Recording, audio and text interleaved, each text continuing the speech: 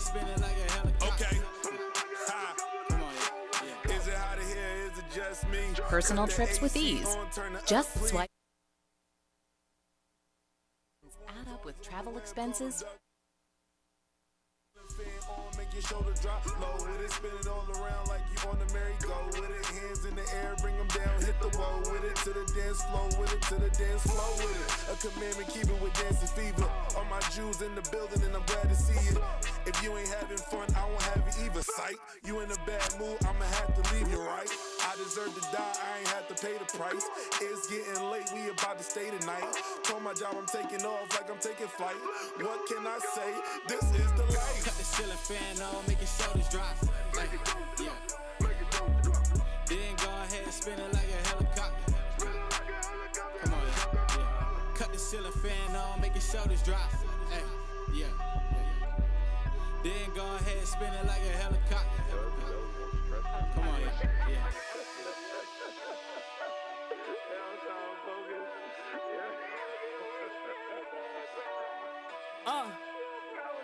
I said round and around we go. Put your hands up and enjoy this song. Why the new moon's gotta take so long? I've been waiting all month just to praise my Lord. Holy convocations, conversations solely. We gon' get down tonight, holy macaroni. And if it's macaroni, I need extra cheese.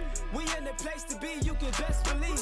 Cut the ceiling fan on, I need extra breeze. I've been sweating all night from my head to feet. At this rate, I don't know that I should grab a seat. Felice new moon for my Spanish speaker. Cut the ceiling fan on, make your shoulders drop. Hey, yeah. Then go ahead and spin it like a helicopter. Mic check. Come on, yeah. Cut the ceiling fan on, make your shoulders drop. Hey, yeah. Then go ahead and spin it like a helicopter. Come on, yeah.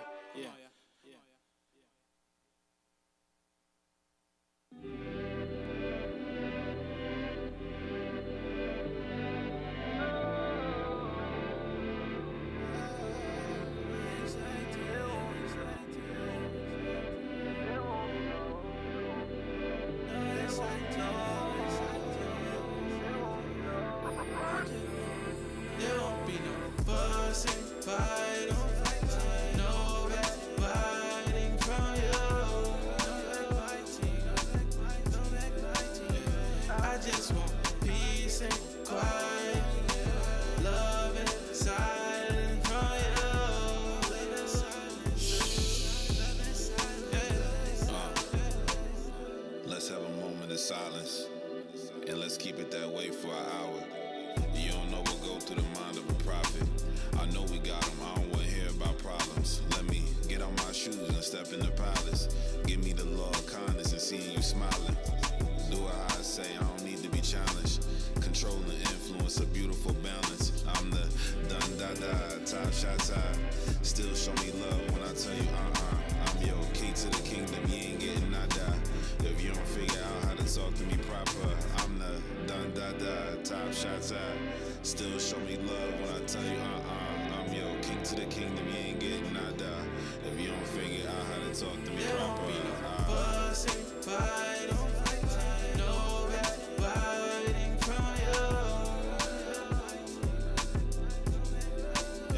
I just want peace and quiet, love and silence from you. Just want some love and silence, baby. Yeah.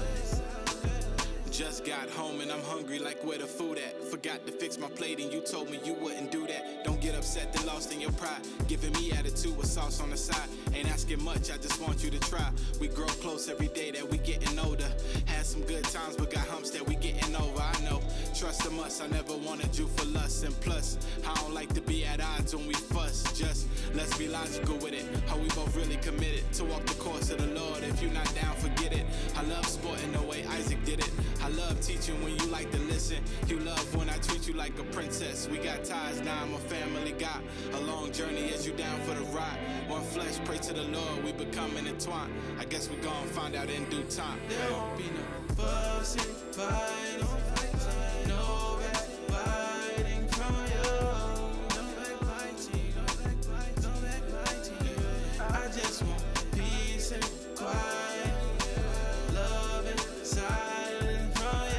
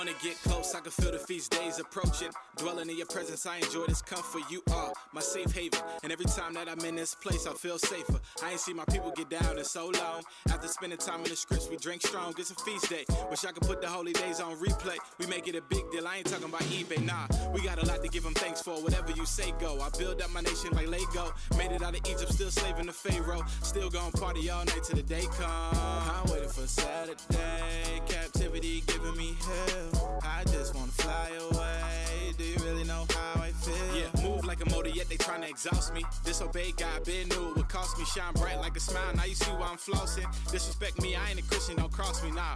We gon' party like it's 1999. And so the Lord, I can tell it's so divine. Put your hands to the sky, I'm Israelite. All my party people wanna have a good time. When we get down all night. We gon' make trumpet sounds all night. All our feast days start at night. The very first day started at night. We rock our freshest gear, playing songs you love to hear. We get it going, we get it going, we get it going. All night, all night, all night. All night, all night, all night. All night, all night, all night. All night, all night, all night. We get it going all night. We get it going all night. All night, all night, all night. All night, all night, all night. Yeah. Go get your study up, get your study Hey, up. go read your Bible, man.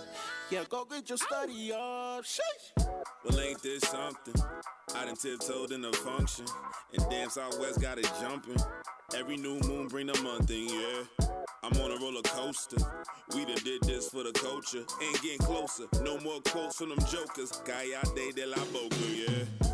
Done with the strife and the scuffles. Dance all night, do the shuffle. Dance with your wife, it's a couple. The body getting strong, make a muscle. Finna carry on like a duffel. Wait, how the day end when the moon shine? But yours begin when it's noontime. I get my wine from the true vine. You hang around the vine, you a fruit fly. Talk no more escucha. Celebrate, elevate, program, dedication. Get a plate and it's all night, never late then. This a place I can call home. The love what's left when it's all gone. Blow the shofar so hard it start glowing. Throw a feast and it's overflowing. It's a beast that we overthrowing. Y'all alright? I look around, we gon' do this all night. We get down all night. We gon' make trumpet sounds all night. All our feast days start at night. The very first day started at night. We rock our freshest gear, playing songs you love to hear. We get it going, we get it going, we get it going. All night, all night, all night. All night, all night, all night. All night, all night, all night. All night, all night, all night. We get it going all night. We get it going all night. All night, all night, all night. All night, all night, all night. Yeah. Go get your study up, get your study up. Yeah, go get your study up. Sheesh.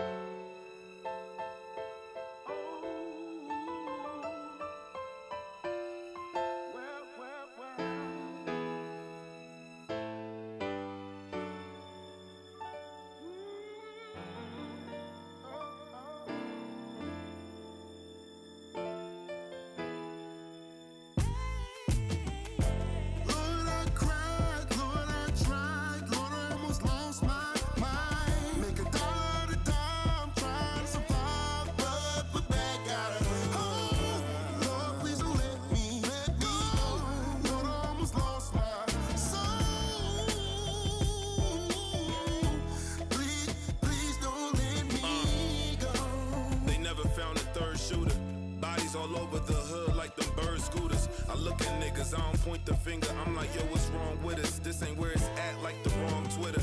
Chinos feed us them rodents and teriyaki juice. The Bible said we be sloppy. How can this not be true? Only speak on environments that I've been in before. What ruins our image more? Music calling our women whores, or an episode of Insecure. You 25 still experimenting with them weightlifting, shape-shifting Blake Griffiths. Cause he stay clipping the dotty off time he got the draws, dog. Ain't no Uber to drop you off. Our genocide by plan B and some Tylenol. It's a Molotov if God not involved. My mind sharp front to back like a kayak. Repentance dies like that, it's like that. Lord, I cried, Lord, I tried, Lord, I almost lost my mind. Make $1 a dime, trying to survive, but my back got a hold. Lord, please don't let me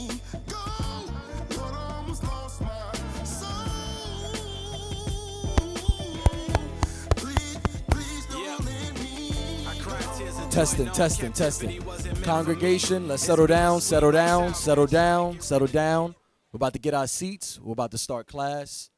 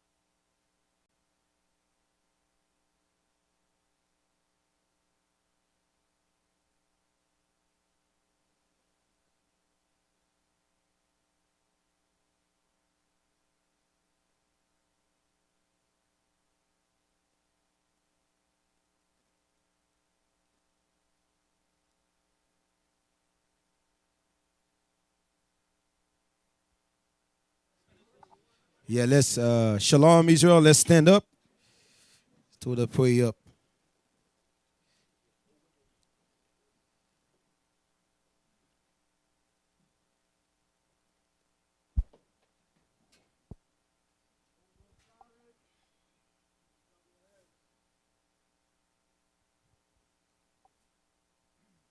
Men of Israel, blow trumpet.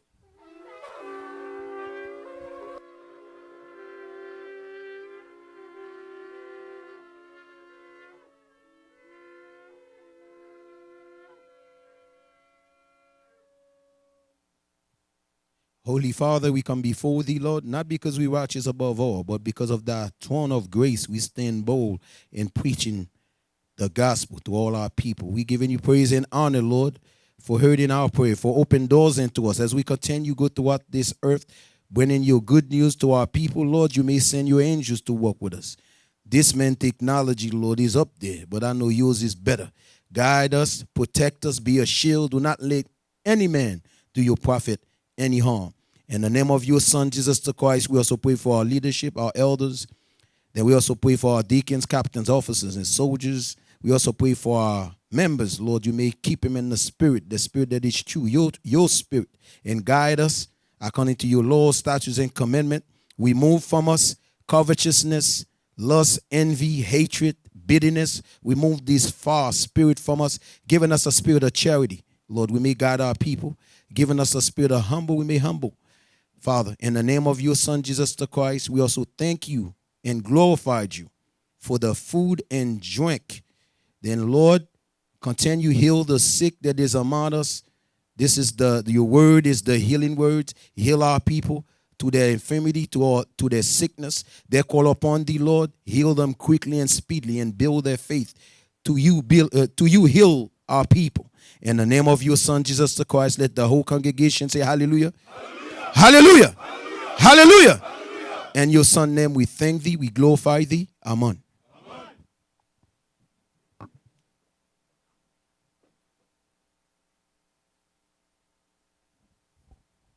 Men of Israel, sons of God, patient saints, sons of God, hand salute. Most High Christ bless. Salute down. Face sisters. To the sisters, mothers, daughters of Israel, we say shalom. Most High Christ bless.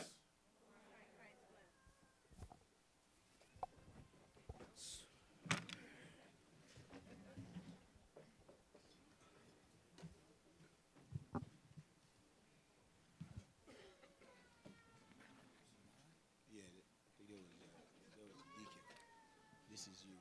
This deacon. What is this? Yeah.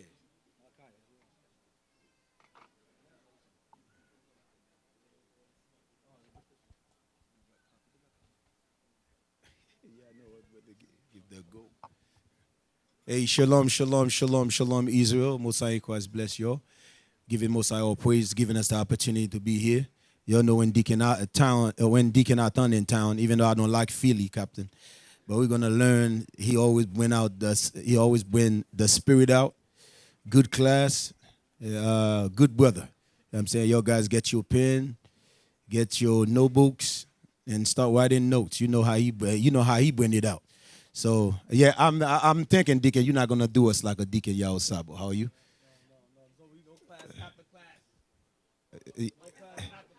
class. What's? No class after class. Okay, so you have to talk to Deacon Malachi about that and Deacon Isa. Isa. Okay, I just want you guys to know. I just want to adjust one thing after class. That's one thing. Oh, man. No. Your mic is not on. Mic is on. Let me get it.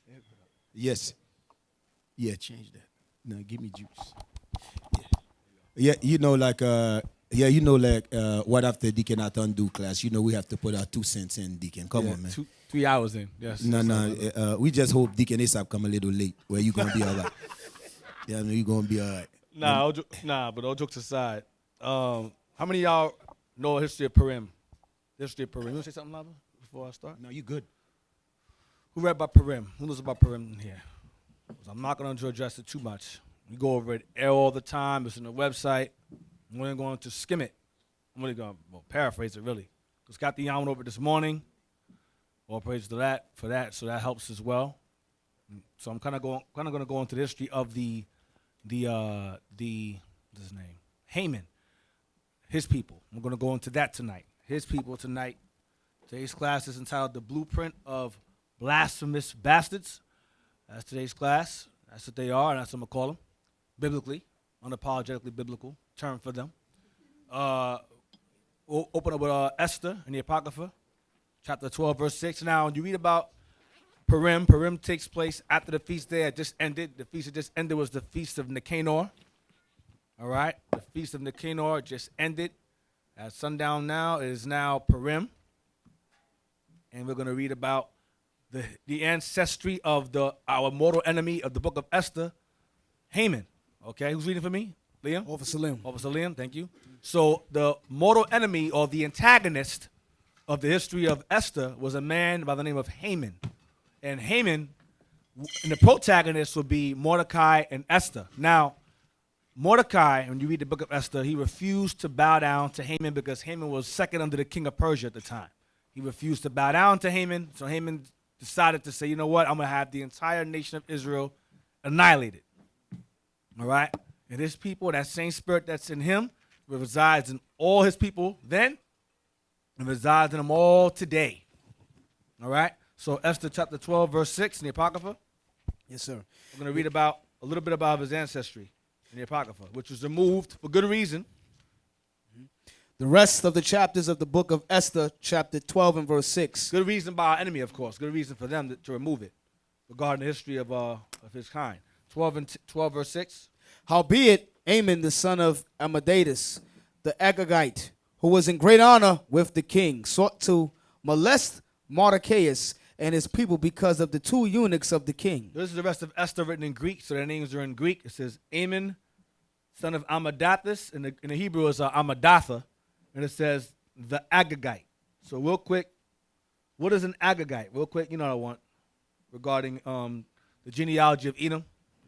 Genesis 36, I think it is. Regarding so he was an Agagite. An Agagite. When you read 1 Samuel 15, the Lord sent King Saul to kill a particular group of Edomites, and their king's name was Agag. Okay? So this guy is the descendant of that king, Agag. You got a want? This is Genesis chapter 36 and verse 1. Uh-huh. Now these are the generations of Esau, who is Edom. Esau took his wives of the daughters of Canaan, Ada, the daughter of Elon the Hittite, and Aholima, the daughter of Anna, the daughter of Zibeon the Hivite. Hold on a second. Let me get there with you real quick. Go ahead. I'm there. Go ahead. And Bashemeth, Ishmael's daughter, sister of Nebajoth. And Nabajoth. Now stop there. So Nabajoth, right. Nabajoth. So Nabajoth is a sister of Ishmael. Now, oh no, I'm sorry. Yeah, the sister of Ishmael's brother, Ishmael's son. The argument here is, how can Esau be the progenitor of white folks if he married dark women? That's the argument you have today. Esau cannot be the father of Esau because both his parents are black. So that doesn't make any sense. And how could he be the progenitor of white folks if his wives are black? That's the argument you hear. So your response will be, and my response to the idiot in Nigeria was, so who is the progenitor of white folks? His response to me was, Japheth. I said, oh, Japheth is the progenitor of the white race. He says, yes. I said, tell me, O kind and sagacious, wise fellow, what color was Japheth? He goes, you tell me. I said, no, I don't have to tell you anything because you're telling me that Japheth is the father of the white race, so you should be able to elaborate on how he is the father of the white race when his parents were black and Japheth's wife was black. So how can Japheth be the progenitor of the white race with a black wife, but Isaac can't be the progenitor of the white race with a black wife? And how can all mankind come from two black people if black folks can't produce white folks? Didn't not Adam and Eve produce the entire world today? Aren't they the father and mother of all living today? Well, they're not black. So you got to be very mindful of idiots. Very, very mindful of them. So despite the color of Esau's wives, they came out looking like him because there was a God. You understand? I've seen numerous instances where a white man had a black wife, and them kids came out looking just like him. Just like him. Fancy from Jamie Foxx show. Marcel Bubis, yep. Barcel, the Levi sister, sorry, lover, sorry, married Esau, and the kids came out looking just like the father. And they got a black mother. So don't fall for the nonsense. Do not fall for the nonsense. There has to be a devil, and there has to be a pinpoint of who he is. Y'all understand what I'm saying? Mm-hmm. And that red skin is a clear designation. Y'all understand? All right, read on. And Bashemeth, Ishmael's daughter, sister of Nebajoth, and Ada bare to Esau Eliphaz, and Bashemath bare Rehuel. Right, that's the mark. So that's the mark of Cain, by the way. That pale red skin, that's the mark of Cain from Genesis. That's what that is. That's why it looks that way. Because that is Cain all over again. Continue, another class. And Aholibamah bare Jehush, and Jalem and Korah, these of the sons of Esau, which were born unto him in the land of Canaan. I'll jump to verse 12. Verse 12. And Timnah was concubine to Eliphaz, Esau's son, and she bare to Eliphaz Amalek. These were the sons of Ada, Esau's wife. So Amalek, or the Amalekites, came out of the children of Esau or Edom. And the king of the Amalekites' name was Agag. When you read 1 Samuel 15, who Saul refused to kill. So the descendants of this man, Agag, the king of Amalek, because he was an Amalekite himself, was Ammon, an Edomite. Ammon was an Edomite. Y'all understand? Ammon, the protagonist, the antagonist of the book of Esther, was an Edomite. And his objective in the book of Esther was to have all of the Jews killed because one would not bow to him. Would not bow down to him. You understand? Mordecai refused to bow to this man. It was against our laws to bow down to a man as if he's a god. Mordecai said, I'm not bowing to him. So Ammon said, I'm going to kill them all because he's a mortal, because Esau has always been, and his children have always been our mortal enemy. Always. From the beginning of time to the end of time, or end of his days. Even now, you understand? Yes, sir. Go back to Esther again. This is Esther, in Apocrypha, chapter 12, verse 6. Howbeit, Ammon, the son of Amadidas, the Agagite. So Ammon was the descendant of Agag, an Amalekite. He was an Edomite. Go ahead. Who was in great honor with the king. He was second under the king. Go ahead. Sought to molest Mordecai. Sought to molest Mordecai. Mordecai is Mordecai. Right. He sought to kill Mordecai. Go ahead. And his people, because of the two eunuchs of the king. Because Mordecai, and you read the history, Mordecai pretty much ratted on the two guys that he set up. Haman set up to kill the king of Persia. Mordecai ratted on them, and so he wanted Haman killed. That's the backstory. When you read Esther in the Bible, the Apocrypha gives more detail behind the scenes as to why he was so angry with Haman. With Mordecai, because Haman had a plot set up to have the Persian king killed, and Mordecai foiled that plan. So out of retaliation, he wanted the entire race of them killed. That's how evil this guy was. Now go to chapter 13, verse 3. We're going to read about his slander regarding us and how he convinced the Persian king to go along with eradicating all the Jews. All right? Yes, sir. Verse 3. Now when I asked my counselors. Chapter 13 is referring to, this is Xerxes himself speaking on what he was told by Haman himself. He's reflecting on what Haman told him regarding killing us. Go ahead. Now when I asked my counselors how this might be brought to pass, Ammon, that excelled in wisdom among us, and was approved for his constant goodwill and steadfast fidelity, and had the honor of the second place in the kingdom. See that he had the honor of the second place in the kingdom. He was second under the king. Go ahead. Declared unto us that in all nations. That in all nations. Go ahead. Throughout the world. Throughout the world. We were an omnipresent people. Even during this time. We were all over the known world. Go ahead. And the new world. Go ahead. There was scattered a certain malicious people that had laws contrary to all nations. We had laws that made us contrary to all nations. Go ahead. And continually despise the commandments of kings. So what he's doing is this guy is doing a smear campaign. He's speaking about the history of our kings that rebelled against kings that were over them. Like what's his name? Hosea, Ahaz, these guys rebelled against kings. So he's speaking about that. Go ahead. So as the uniting of our kingdoms, honorably intended by us, cannot go forward. So he told the Persian king, as long as these guys, this nation exists, our kingdoms, meaning Amon's and the Persian king, Xerxes' kingdoms, cannot come together as one. They cannot remain united. Go ahead.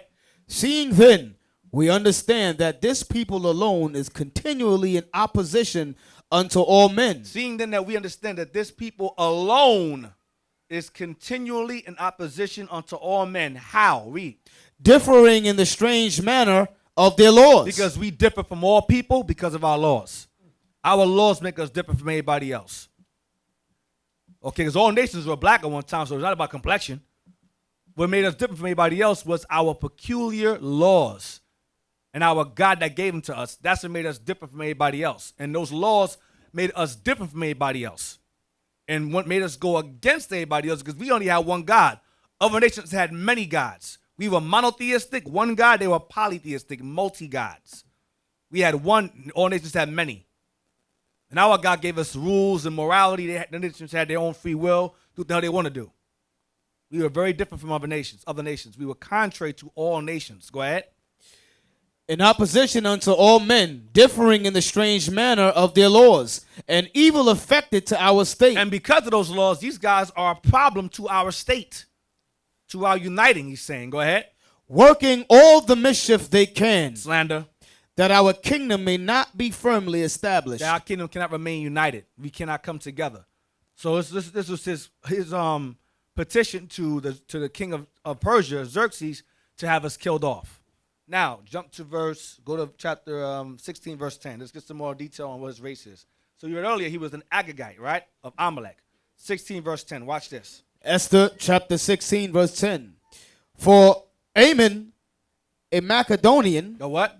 A Macedonian, the son of Amadatha, being indeed a stranger from the Persian blood, and far distant from our goodness, and as a stranger received of us. So now he's called, it says, for Amon, a Macedonian. Who else in the Bible is referred to as a Macedonian? Get First Maccabees now.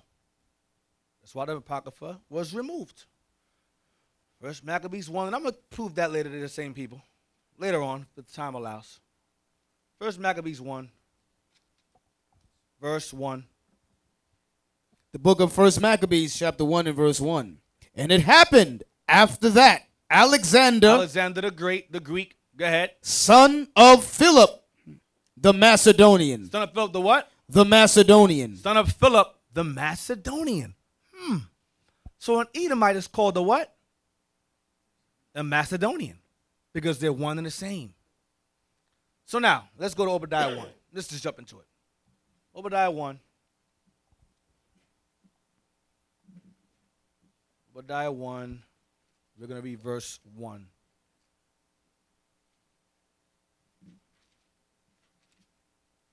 The book of Obadiah, chapter 1 and verse 1. The vision of Obadiah. Thus saith the Lord God concerning Edom. We have heard a rumor from the Lord, and an ambassador is sent among the heathen. Arise ye, and let us rise up against her in battle.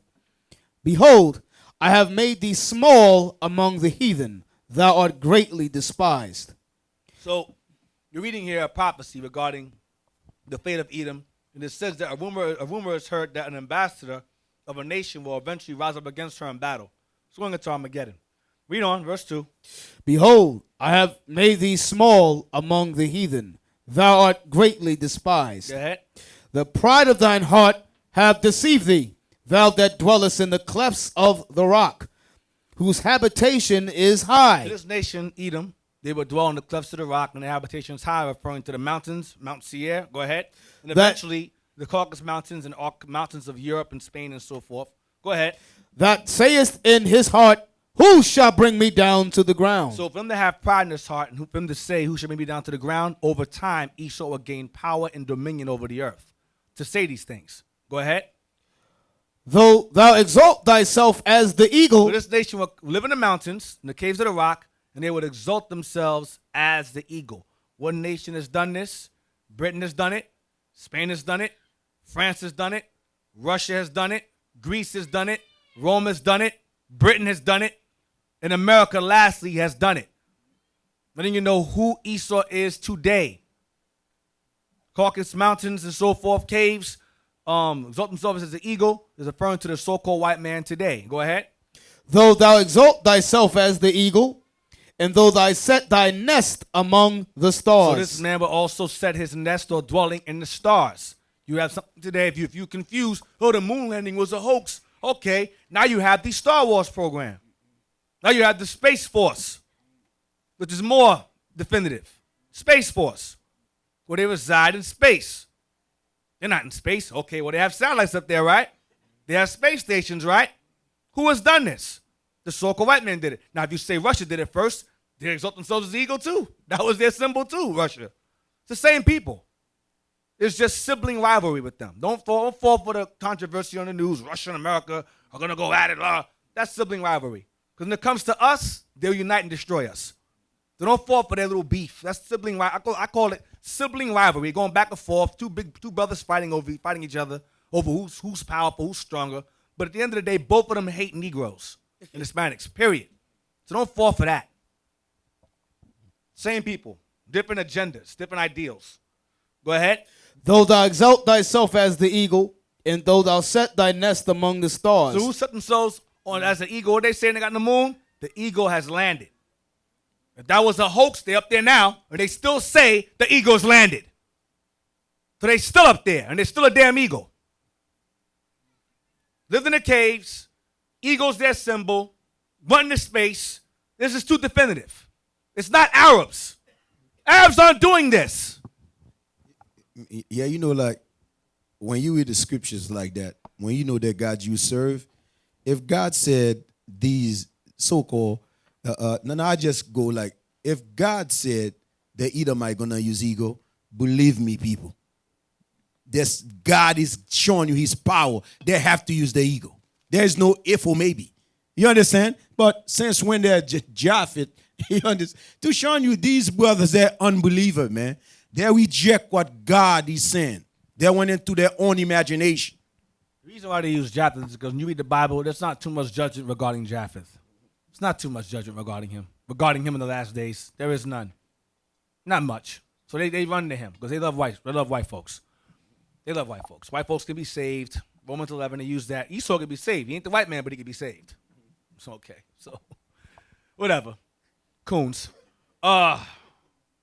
Coonage. Read verse 4 again. Though thou exalt thyself as the eagle, and though thou set thy nest among the stars, thence will I bring thee down. Once you've accomplished these things, you come out of the mountains, you gain power, exalt yourself as the eagle, and you get into space, thence will I bring you down. I'm going to start to bring you down. Go ahead. Thence will I bring thee down, saith the Lord. Yeah. If thieves came to thee, if robbers by night, how art thou cut off? Would they not have stolen till they have had enough? If the grape gatherers came to thee, will they not leave some grapes? So the Lord's saying, you guys, you take till the oil's gone. If a thief comes to you and robs you, he'll leave something behind. You guys come along, you take everything. You take the identity, you take the idea, you take the land, you take everything. No one can have anything with you around. Esau takes until nothing is left to take. Go ahead. How are the things of Esau searched out? How are his hidden things sought up? How? Because the Most High reveals it. What things hidden? We didn't know in the past that he exalted himself as the eagle. We didn't know that was Esau referring to Esau. Now we know. The Most High revealed to us. Coming out of the caves of the mountains. Then you have to examine this man. You have to examine. The elder brought it out numerous times during the Revelation series he's bringing out every week about this man having the lying signs and powers of Satan. There's a show that came on, and Captain Zakai brought it out way back, called Strange Angel. And the founder of rocket science, his name was something Chris Parsons, I believe his name was. Something Parsons. And in the show, he reveals that he was in the occult and that Satan gave him understanding and technological, intellectual understanding to learn rocket science to go into space. So in that show, they're telling you, this man was part of a religion called Dilemma. That's like an ancient Aleister Crowley. That's them. That's like the ancient occult. Alchemy. It's called Dilemma. It's an old satanic religion. And Parsons, that man who's a founder or father of rocket science, said that he gained his intellectual ability, was opened more in that religion. So Satan gave him understanding to go into space. So it's not far-fetched. If there's a God, there's a devil. Yep. Dummies. Oh, the moon landing is impossible. Nothing's impossible with God. Nothing's impossible with Satan either, because God gives him the orders. So that man, it tells you in that show, Strange Angel, I mean the devil, how he learned, how he gained the intellectuality to go into space. Look it up yourself. Rocket's the Strange Angel. Look it up. It was something Parsons. I forgot his first name. But that's the show that you know. That's what it's about. This man has power of Satan to do. Who told him what he would need to go into space? The suit, Jack Parsons. The suits they need. The metal they use to go up there. Who taught him these things? How far they got to go? How to get back? Who taught him these things? How to see atoms? How to split atoms? Who taught him these things? You can't see atoms. How the hell you split them? How you going to split something you can't see? Because Satan told them. These are the mathematical equations. E equals MC squared. Okay, Einstein? Yes, Dad. Yes, Satan. Write that down, nigga. I mean, demon. Write that down, you know. Okay. E equals MC squared. And they all look crazy. They always look weird. Even that guy, what's his name? Oppenheimer. He said, behold, I am become death, destroyer of worlds. Manhattan Project. Who gave him understanding? The devil. Nuclear weapons, the devil. Nuclear fire is witchcraft. Nuclear technology is witchcraft. Texting is witchcraft. Wi-Fi is witchcraft. It's all sorcery. You send a message, you got Wi-Fi, you got signal, you can't see it. Bluetooth, no wires on the headphones. What the hell? How? How? Hey, how can I could you in another side of the world and I could communicate with you and see you? That's witchcraft, man. Understand? Today we watch it as nothing. When growing up, that was no such thing like that. You know, but it is witchcraft. But I don't want to scare y'all. Don't use the cell phone no more. I'm not trying to scare you. Technology today, science is it's witchcraft. It's in the same level. Science, they call it science. Technology is witchcraft. Technological advances of today, touching the screen, moving things around, even on movies, 8K, 12, you can see someone's soul now. You watch your TV, is that his soul? Damn, he's evil as hell. You see it through the TV. 12K, 20K, it's insane. Yeah, think about life. The TV looks better than real life. Wow. Yeah, man. You're like, damn, they look crazy. The glasses look better. The hair, you see their hair following. You see the hair coming out their face. Like, damn. Yeah, man. Think about life like that. And then think about the statement Christ made. For you to be, Christ is a God. He's saying that I will not meet you as a man. God, Christ already tell you the technology that man gonna have before he came here. For you to tell a man, I will not meet you as a man, he's already tell you the power he's gonna face. You understand? Your guys sleeping, you know what I mean? Your guys eating McDonald's and whatever, some French fries. You understand? This is real thing going on out here, man. This is real life. This is real talk. Right. That's the show right there, Strange Angel. I watched maybe a few episodes of it. Started getting weird. I couldn't do it. When you watch the first maybe 2 or 3 episodes before the gayness sets in, it gets there. That's when it shows him seeing. He has a vision. You see him on the moon, and his father's like, "You built this." You see a rocket on the moon. You see all of that. You see the flag. It shows all of that on the show. It's crazy. But he shows letting you know how he gained the capability to get into space. And in the Space Force, why is there a Space Force? Because he's expecting company. That's why there's a Space Force. He knows what's coming. And the Lord said, I'm going to give you all that technology so that all these Negroes can see you ain't nothing to me. Because these guys think you're God. We're going to find out who God is when I show up there. Where you at? I was at verse 6. Verse 7, yeah. How are the things of Esau Jump to searched out? verse 9. Jump to verse 9. Oh, verse 9, sorry. And thy mighty men, O Teman. Teman will be the scientists. Captain Isaac brought this out recently in class as well. Teman will be the scientists. Germans, that's them. Germans, that's Teman, that's their wise men. They're scientists and so forth. Go ahead. O thy mighty men, and thy mighty men, O Teman, shall be dismayed, to the end that every one of the mount of Esau may be cut off by slaughter. So their end is to be cut off by slaughter. That is their end. That's why they don't believe in God. They don't believe in the Bible, because the Bible tells you that their end is to be eradicated off the earth. What Haman tried to do to us, God says, I'm going to do to them. Read the verse 11. Go ahead. For thy violence against thy brother Jacob, shame shall cover thee, and thou shalt be cut off forever. Now that violence goes from the time of Babylonian captivity up until now. From the Greece to Rome to Spain, Spanish Inquisition, to England, to Britain, to France, all the atrocities they committed against us until this very day. They must be cut off and destroyed by slaughter. And cut off forever. I mean, they'll never come back again. Ever. Not a living soul of them left, male or female. That's why Negroes say, "Ooh, Japheth, he's Japheth." Because they know he's not coming back. Say bye-bye. Bye, Miss Anna.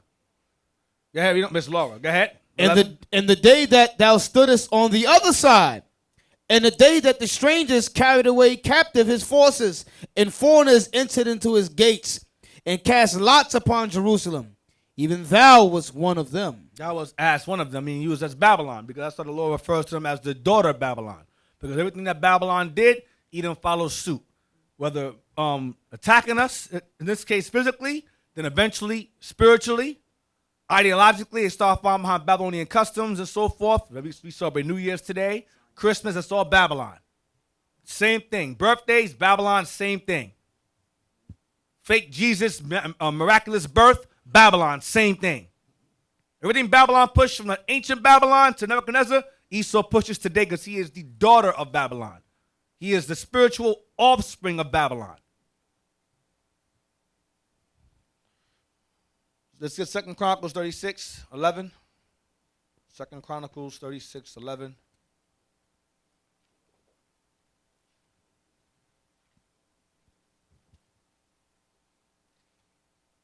Going to be it says when they were, that was as one of them. This is going into Edom helped Babylon destroy Jerusalem.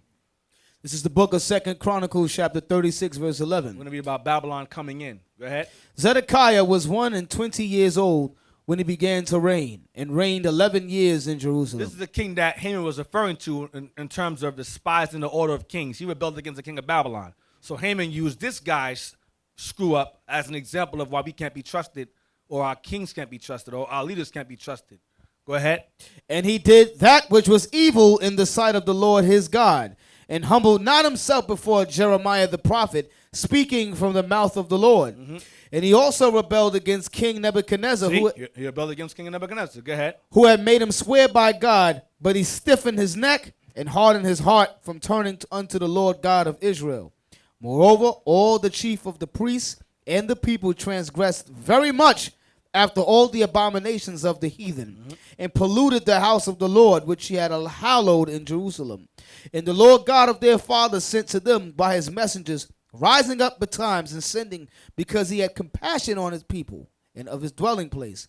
But they mocked the messengers of God, and despised his words, and misused his prophets, until the wrath of the Lord arose against his people, till there was no remedy. So the Lord kept sending prophets. We kept killing the prophets over and over again, throwing them in jail, killing them, locking them up. That's what we kept doing to Jeremiah. Did the same thing to him. Misused him. Go ahead. Therefore he brought upon them the king of the Chaldees, who slew their young men with the sword in the house of their sanctuary. This goes back to what the elder brought out last week about the Lord set a mark upon them, killed the old and young. That's what it's going into right here. Set a mark upon those. All right? Same thing. Kill the young and old, men, women, and children. Go ahead. Who slew their young men with the sword in the house of their sanctuary, and had no compassion upon young man, or maiden, old man, or him that stooped for age.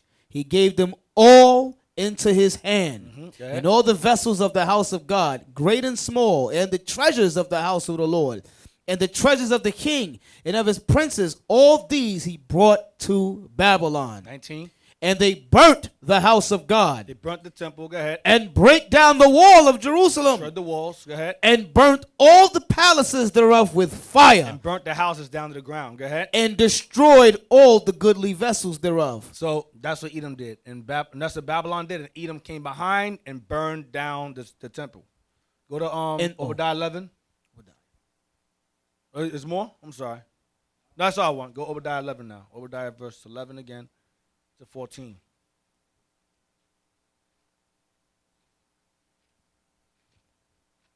Obadiah verse 11. So Obadiah, so the Lord sent Babylon to go in there and do that. Edom came in there and did more damage. They added on to it. Go ahead. In the day that thou stoodest on the other side, in the day that the strangers carried away captive his forces, Our wealth. Go ahead. That's Babylon. Go ahead. and foreigners entered his gates, and cast lots upon Jerusalem, even thou wast as one of them. Even thou was that's one of them. Edom. Go ahead. Watch this. But thou shouldest not have looked on the day of thy brother, in the day that he became a stranger. You were scattered out of our land. Go ahead. Became strangers out of our land. Go ahead. Neither shouldest thou have rejoiced over the children of Judah in the day of their destruction. Neither shouldest thou have spoken proudly in the day of distress. Go ahead. Thou shouldest not have entered into the gate of my people in the day of their calamity. Yea, thou shouldest not have looked on their affliction in the day of their calamity, nor have laid hands on their substance in the day of their calamity. They came in and took our stuff. Took our what was left over. Came and took our stuff. Go ahead. Neither shouldest thou have stood in the crossway to cut off those of his that did escape. So when the Babylon came in, some of us tried to escape, but Edom came in and caught us and brought us back to the Babylonians. Damn. They hated us that much. Go ahead. Neither shouldest thou have delivered up those of his that did remain in the day of distress. So that's the Most High said, I'm going to kill you guys off of that. I'm going to destroy you off of that. Because that hatred never, ever left them. It passed on to their progeny, even till now. Go to, what do I want? Your dictionary real quick. Dictionary. Donovan dictionary. Let's get one. I don't have that. I didn't send that up. Obadiah.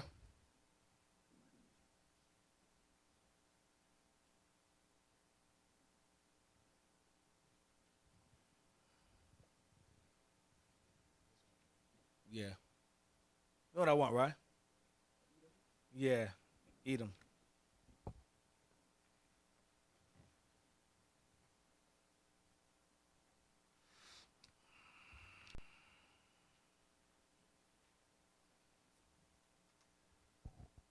Page 142, Bible Dictionary, Edom. Edom. Just jump to Edom figures. Yes, sir. Edom figures prominently in the prophetic scriptures. So Edom figures prominently in the prophetic scriptures, like we read earlier. Obadiah is one of them. Go ahead. Edom figures prominently in prophetic scriptures as the scene of great future judgments. As a scene of great future judgments. Read what it gives us. See notably Isaiah chapter 34, verse 5 and 6. That's prophetic. The whole chapter. Go ahead. Isaiah 63, verse 1. The whole chapter. That's prophetic regarding his destruction. Go ahead. She is the only neighbor of the Israelites who was not given any promise of mercy from God. That nation can't repent. No mercy is given to them. Not an ounce. None. They cannot repent. They cannot be saved. They're doomed. And if you were them, you would do what they do today. You'd lie, you steal, you kill, and keep it secret. If you knew your nation was doomed forever to be killed off by slaughter. You're going to do all you can in your power to hide any identity of yourself from the people of God. You're going to do it. You're going to try to keep as much of Israel in sin as you possibly can if you was in their shoes. Or if they wake up, I'm going to slavery and be killed off. Oh, no. Give them more drugs. Here, cocaine, give them more cocaine. More. When them niggas wake up, get them sleep. I ain't getting killed off by these niggas. I'm going to lift up legs. Excuse me, I can't say nigga no more. Niggas. You falling asleep? The hell is this? Oh. All right, so Get Psalms 137, verse 7. Psalm 137, verse 7.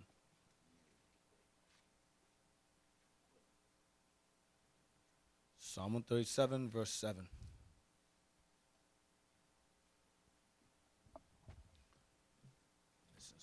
It's the book of Psalms, chapter 137, and verse 7. Remember, O Lord, the children of Edom, in the day of Jerusalem, who said, raise it, even to the foundation thereof.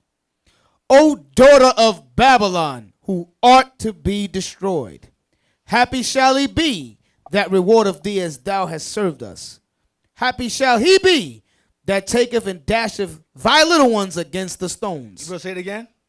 Do verse 7 again? I'm sorry, I missed you. Yes, sir. Again? Psalms 137, verse 7. Remember, O Lord, the children of Edom, in the day of Jerusalem, who said... What day is that when Babylon came in? Go ahead. Who said, raise it, even to the foundation thereof. Burn the temple down to the ground, so nothing's left. Go ahead. O daughter of Babylon. What's Edom called? O daughter of Babylon. What's Edom called? O daughter of Babylon. Edom is Babylon. Go ahead. Who ought to be destroyed. Based upon what? What Obadiah said earlier. Go ahead. Happy shall he be that rewardeth thee as thou hast served us. Go ahead. Happy shall he be that taketh and dasheth thy little ones against the stones. Smash your little ones against the stones. Say something real quick, love. I'll find something real quick. Say something. Yes.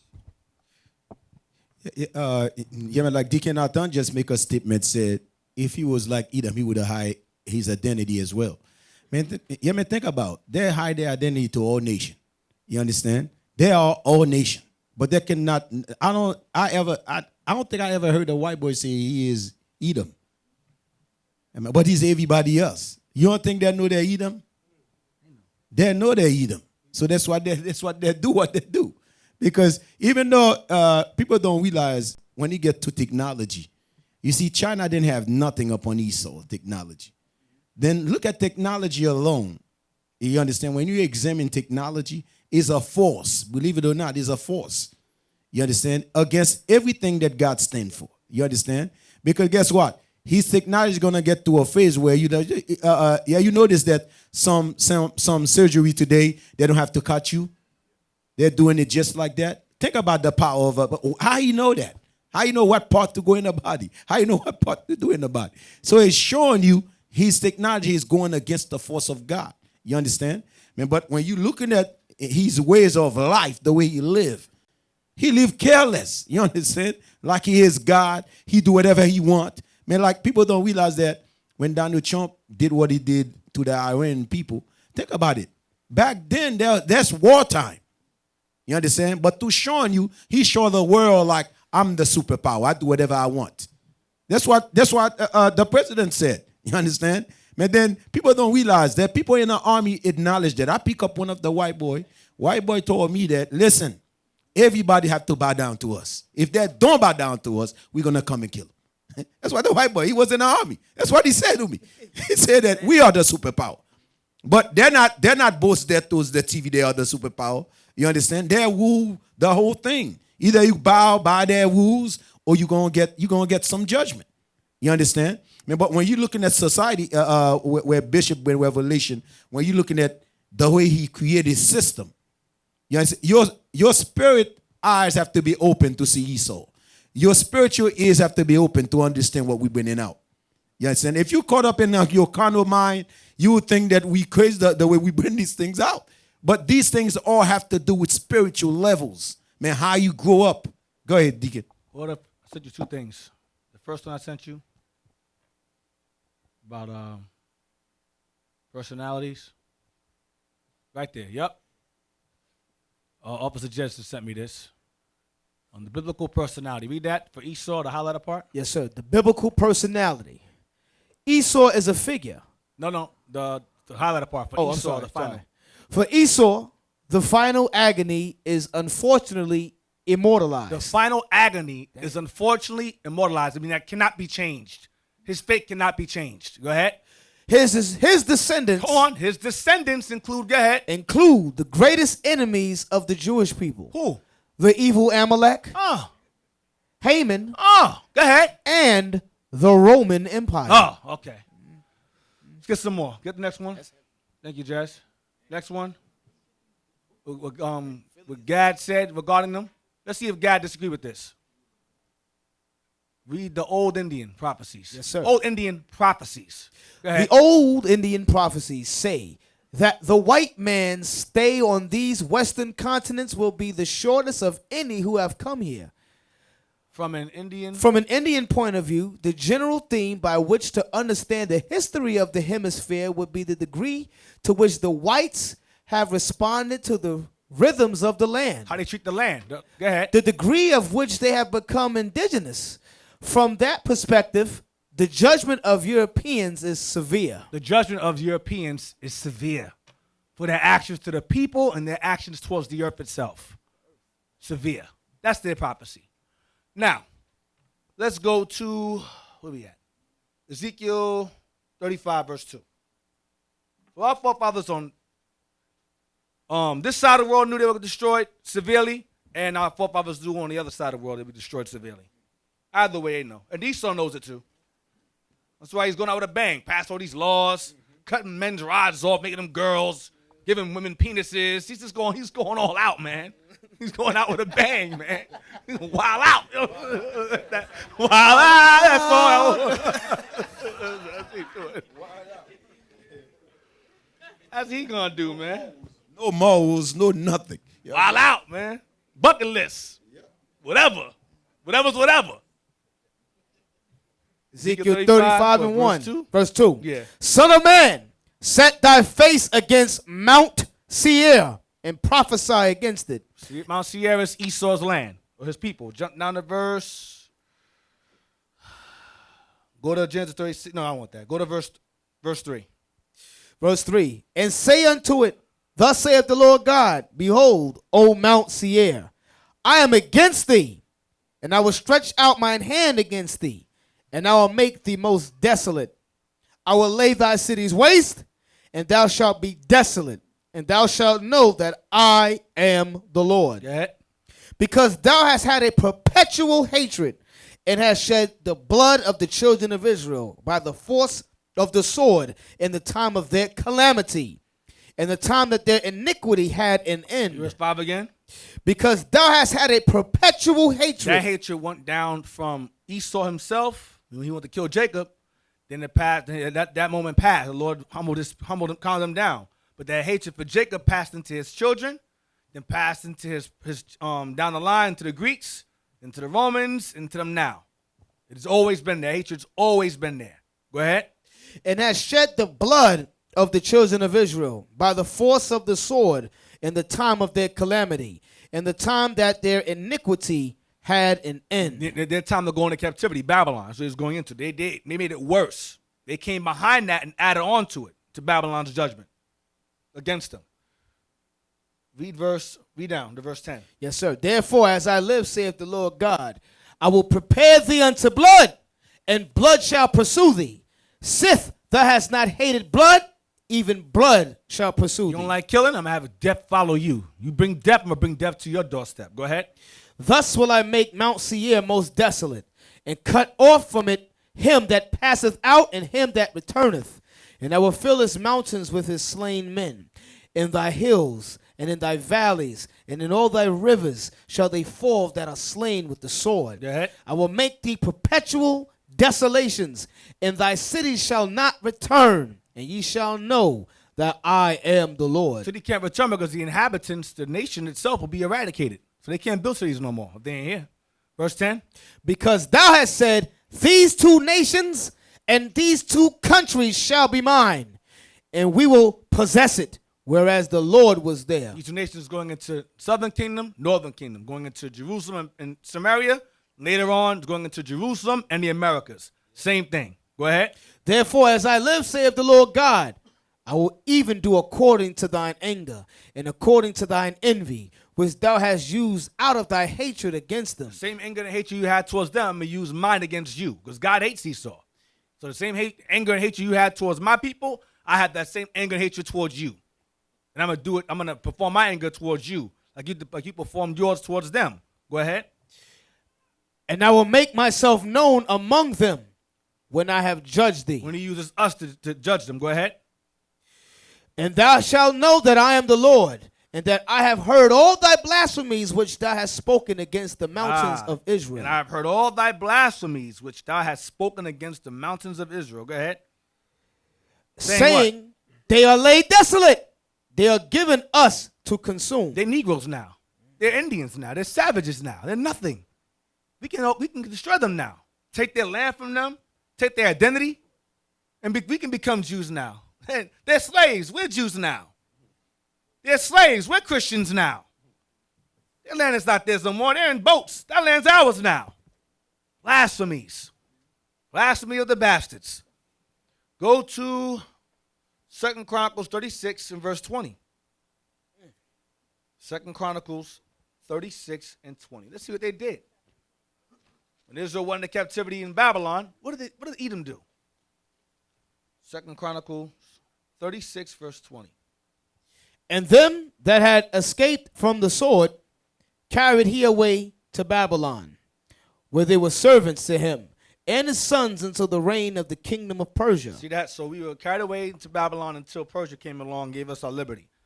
Get 1 Ezra now, 4 and 42 in the Apocrypha. 1 Ezra chapter 4, verse 42. 1 Ezra chapter 4, verse 42. We're going to read down to verse 50.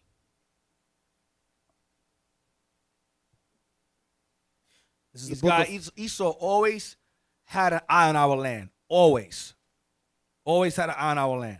1 Ezra 4, verse 42. 1 Ezra chapter 4, verse 42. Then said the king unto him, Ask what thou wilt, more than is appointed in the writing, and we will give it thee, because thou art found wisest, and thou shalt sit next to me, and shalt be called my cousin. This is the king speaking to Zerubbabel, because it was a contest that was given. Zerubbabel won that contest, and as a reward, he was offered whatever he wanted from the king would grant him. Also, he would be second under the king and be called his cousin. So Zerubbabel gained much status.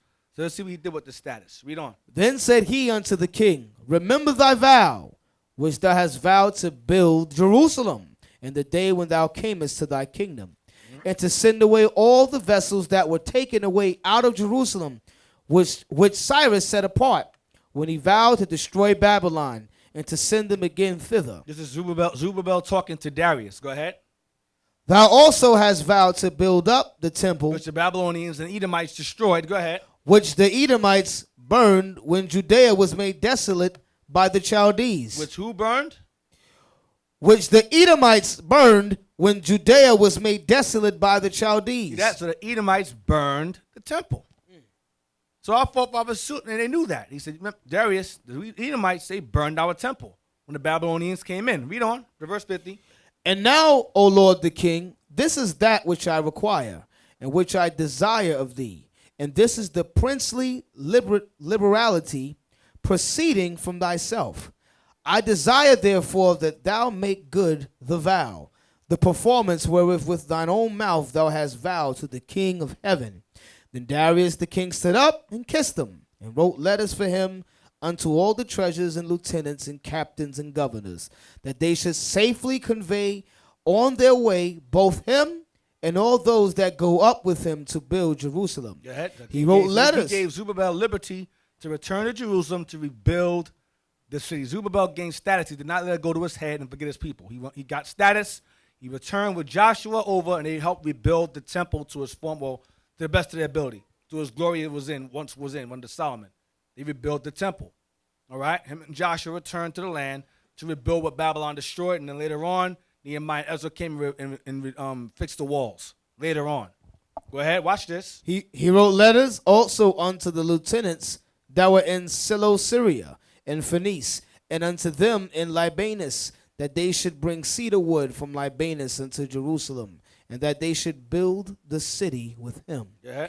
Moreover, he wrote for all the Jews that went out of his realm up into Jewry, concerning their freedom, that no officer, no ruler, no lieutenant, nor treasurer should forcibly enter into their doors. Verse 50, watch verse 50, here we go. And that all the country which they hold should be free without tribute, No more taxes. Watch this. and that the Edomites should give over the villages of the Jews which then they held. What did Edom do? Take our land over. Move into our land. Israel gets taken out of the land by Babylon. Esau moves right in there. So Persian king said, get out. So we can go back in our land again. So Esau always had a plan to take our land from us. When we got taken into slavery, Edom came in and took the land over. This has always been their MO. Always, always, always. Let's go to Ezekiel 35, verse 12 again. So the thought is not lost. Remember, they are consumed. The land's desolate. We can take it. That's what they did. That's what they said among themselves. And they said it again. We got taken into slavery during the trans-Saharan and transatlantic slave trade. They said it again. The land is gone. The Negroes are gone. Let's take the land again. Take it back. Ezekiel chapter 35 and verse 12. And thou shalt know that I am the Lord, and that I have heard all thy blasphemies which thou hast spoken against the mountains of Israel, saying they are laid desolate. They are given us to consume. They're giving us to consume. We can conquer them and take their land over. And over time, take their identity also. And that's what they did. Let's go to Revelation 2 and 9. Let's get some more blasphemies from them. Revelation 2 and 9 and 3 and 9. Blasphemies. It's Revelation chapter 2 and verse 9. I know thy works and tribulation and poverty, but thou art rich. And I know the blasphemy of them which say they are Jews. Say they are blasphemy. Blasphemy again of them which say they are Jews. Go ahead. And are not. But they're not who they say they are. They're not Jews. Go ahead. But are the synagogue of Satan. They are the devil the Bible speaks of. You're 3 and 9. Another blasphemy. The land's given us to consume. We'll take the land over. Next blasphemy is, well, they're not Jews. We're Jews. That's the next blasphemy. Behold, I will make them of the synagogue of Satan, which say they are Jews and are not, but do lie. They lie about being Jews. Go ahead. Behold, I will make them to come and worship before thy feet, and to know that I have loved thee. And I hated them. God going to make it known. Chapter 12, same book, verse 3. More blasphemies. Just some more blasphemies. We read earlier in that book, the worst enemies of us is Amalek, Haman, Esau's descendants, Haman, and the Roman Empire. Chapter 12, verse 3. And there appeared another wonder in heaven, and behold, a great red dragon, having 7 heads and 10 horns, and 7 crowns upon his heads. So the great red dragon is going into Esau, going into Edom. We've gone over this numerous times. Great red dragon is Esau. According to Genesis 25, 21 to 25, Esau's red. The red dragon is going into him. The beast is Edom. Jump to verse 4. And his tail drew the third part of the stars of heaven, and did cast them to the earth. Meaning, took them captive. Go ahead. The third part of the stars of heaven is going into Judah, Benjamin, and Levi. Judah, Benjamin, and Levi. Read verse 4 from the top again. I'm sorry. Yes, sir. And his tail drew the third part of the stars of heaven. The stars of heaven is going into the third part, as in Judah, Benjamin, and Levi. The third out of the 12. Go ahead. And did cast them to the earth. And conquered them. Had us in subjection. Subjugated us. Go ahead. And the dragon stood before the woman. The dragon, the great red dragon in verse 3, stood before the woman. Go ahead. Which was Israel. Which was ready to be delivered. Just bringing forth a child. Go ahead. For to devour her child as soon as it was born. So this great red dragon was going to devour this woman's child as soon as it was born. What is going into? Get Matthew 2:13 and verse 16. This great red dragon sought to devour her child as soon as it was born. So who's part of this great red dragon? Give you a clue right here. Matthew 2, verse 13. Matthew chapter 2, verse 13. And when they were departed, behold, the angel of the Lord appeared to Joseph in a dream, saying, Arise, and take the young child and his mother, and flee into Egypt. Flee into Egypt. Flee further into Africa. Go ahead. And be thou there until I bring thee word. For Herod will seek the young child to destroy him. For who? For Herod will seek the young child to destroy For him. Herod, an Idumean, an Edomite, king of Jerusalem, will seek to destroy the young child. That's what Revelation said earlier in chapter 12, verse 4. Go ahead. Verse 16. Verse 16. Then Herod, when he saw that he was mocked of the wise men, was exceeding wroth, and sent forth and slew all the children that were in Bethlehem, and in all the coast thereof, from 2 years old and under, according to the time which he had diligently inquired of the wise men. So he killed the children of he killed Jews 2 years old and under, according to the star he saw when Christ was born. So that's the great red dragon in Revelation 12.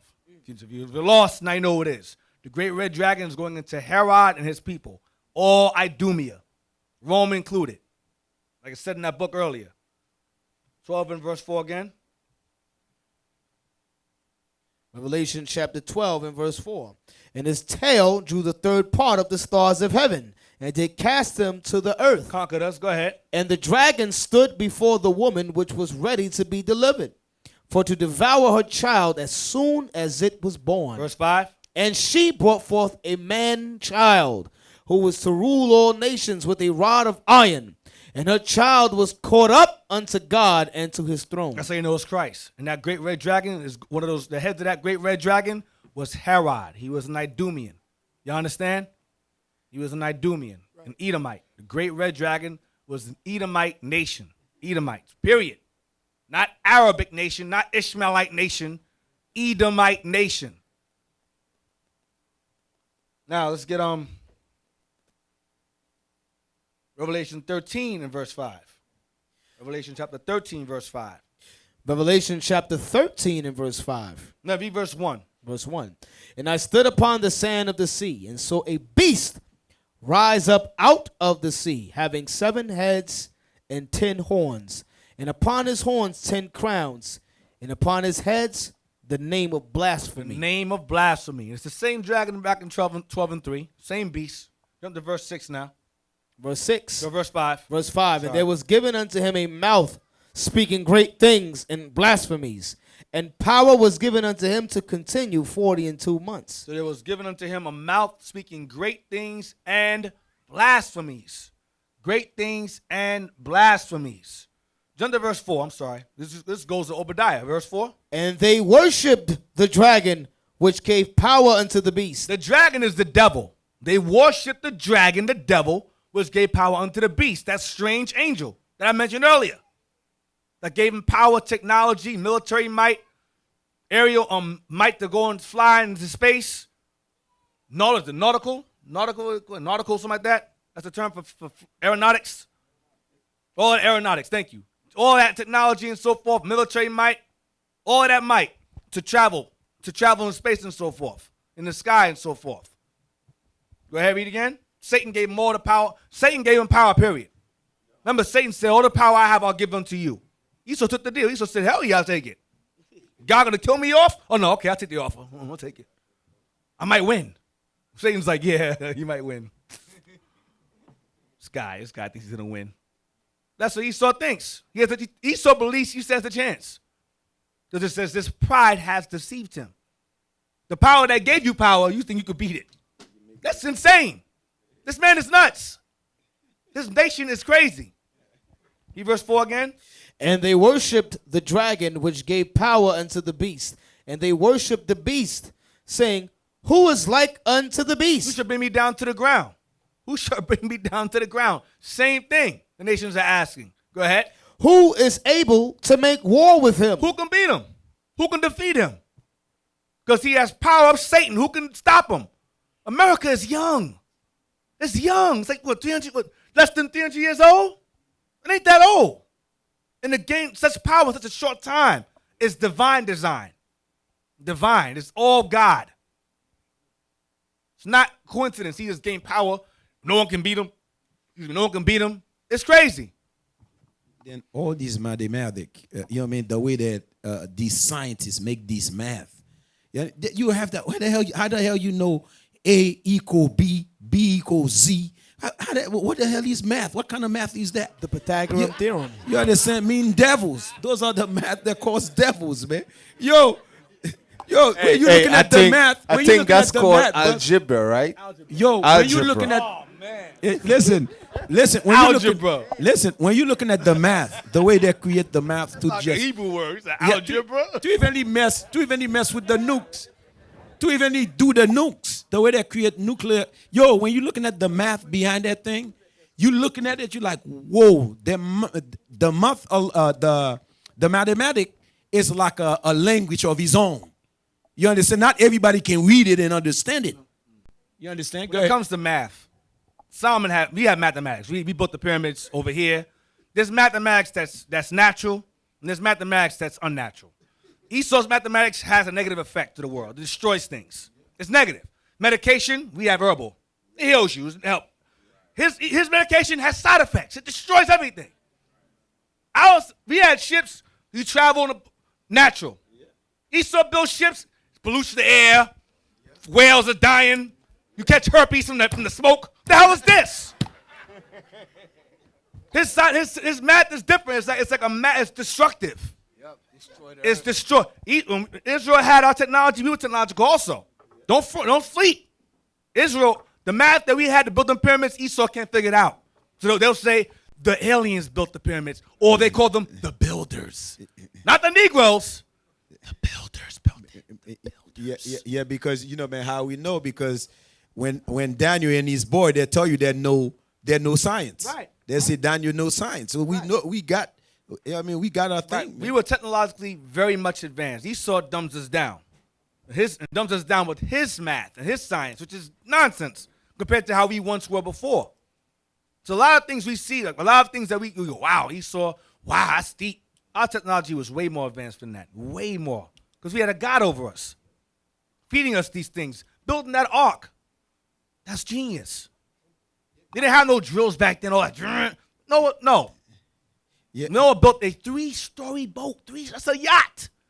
Noah, man, his family built that thing. Yeah. You understand? That's not just Esau got to mess around and drill and torch and blow torch. No, it's like, I got it. Put the wood, put the trees there, see the wood there, put the slime. That was our forefathers. So don't sleep. Esau has us thinking that we can't see beyond his technology. We were way more advanced than him. A lot of things that Esau has today, he got from us. Now he just introduced, look what I, like in slavery. A lot of the patents and inventions, that's us. Street lights, surgery, first heart surgeon, cell phone, a lot of stuff, light bulb, a lot of it's us. Cars, a lot of it's us. But Esau goes, no, nigga, that was me. Yep. No, me, I did that. Yes, God. Yes, Lord. Yes, you're Jesus. Yes, you did everything. That's what we think. Yeah, people don't realize with Moses when in the mountain, the way Moses described for Moses to make these things, those are elements. You understand? The way that everything was spiritual, the way he made it. People just think Moses went to get a piece of wood. Everything was made according to what he saw in heaven. Everything had a spirit in it. They had a wood, the way that thing made. So Esau know how technology was up there. You understand? But the way he, like you say in slavery, he destroy us, make people think we was nobody. No, we are the most mighty nation on earth. It's because of sin we're in the condition we're in today. None nation can stand, when the Israelites stand up. You understand?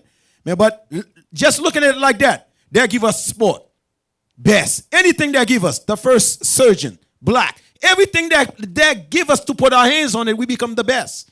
So they're showing the white man, we cannot give these guys nothing. You understand? That's why your school system is very poor. You understand? Everything that they see check on, they know we can excel, they shut it down. A prime example of our intellect goes into that movie, Hidden Figures. You have the sisters. Esau is trying to figure out, we can be made into space. How do we get back down and land without killing ourselves? So they said, allowing the 3 sisters. These sisters are walking computers. They had a machine trying to figure it out.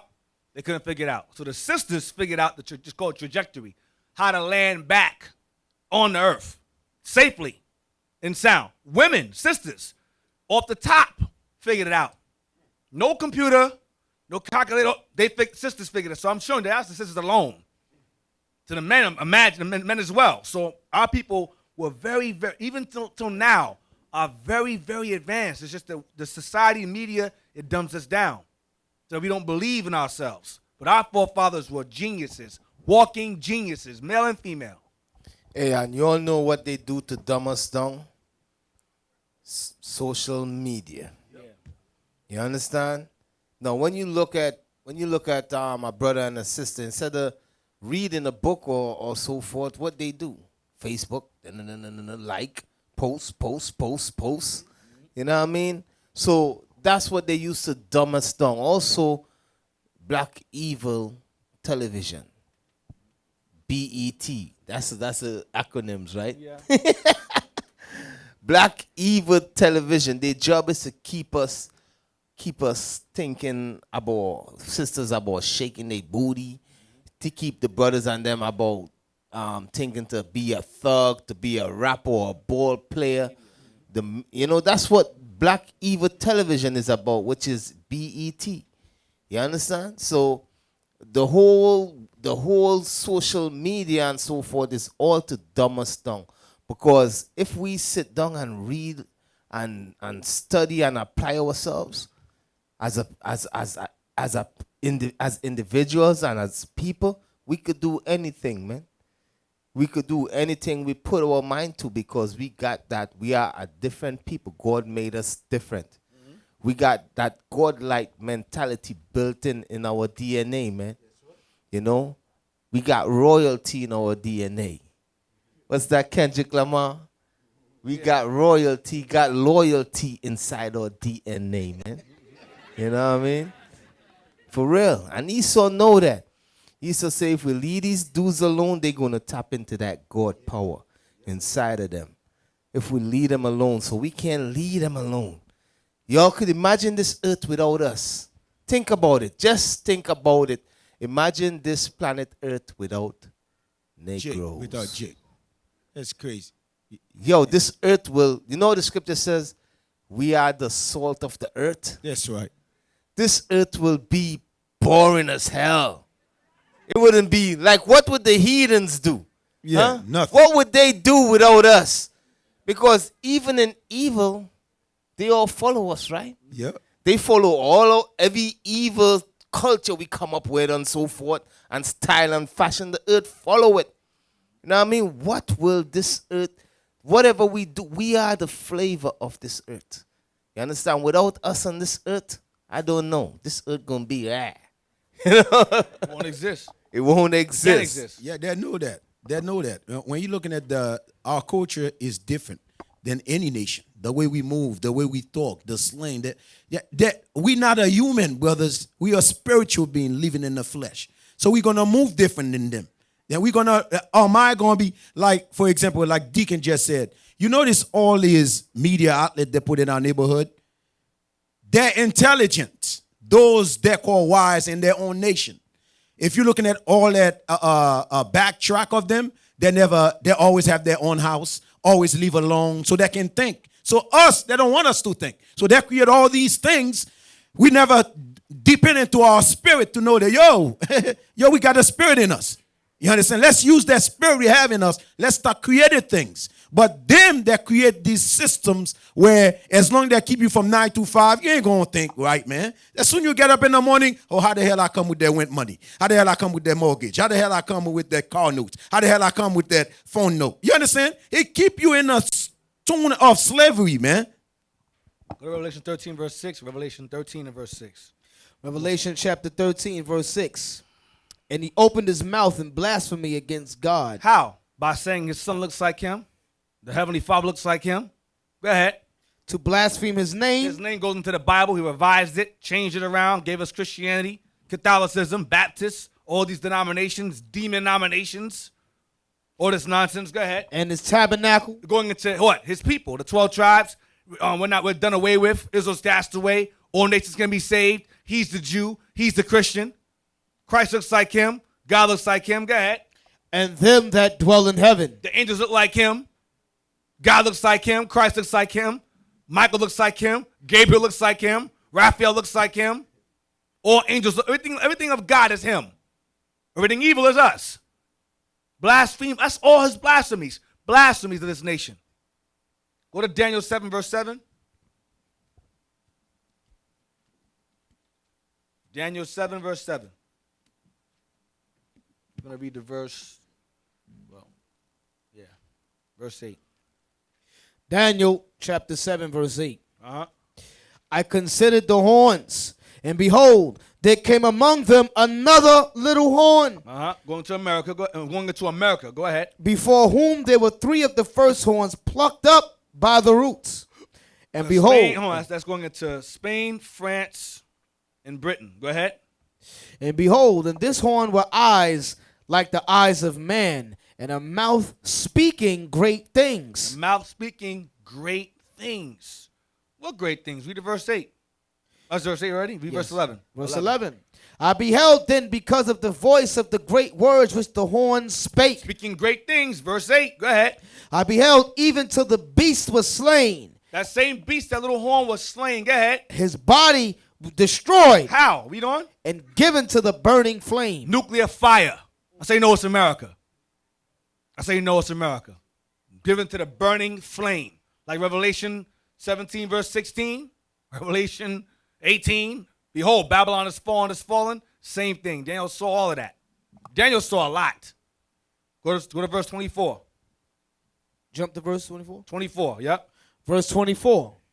And the 10 horns out of this kingdom are 10 kings that shall arise, and another shall rise after them, and he shall be diverse from the first, and he shall subdue 3 kings. He's repeating what he said earlier in verse 8 about the 3 first horns plucked by the roots. He shall subdue them. Go ahead. And he shall speak great words against the Most High. And Revelation 13 and 6. He shall speak great words against who? The Most High. Against and his tabernacle and his name, saying the exact same thing. Right. Go ahead. And shall wear out the saints of the Most High. And enslave us. Go ahead. And think to change times and laws. And think to change times and laws. And they shall be given into his hand until a time and times and the dividing of time. Read that earlier. Revelation 13 and 5. 40 and 2 months. Right. Time and time again for time. 350 years until we start waking up. Valley of dry bone. We start rising up as a nation, which is happening now.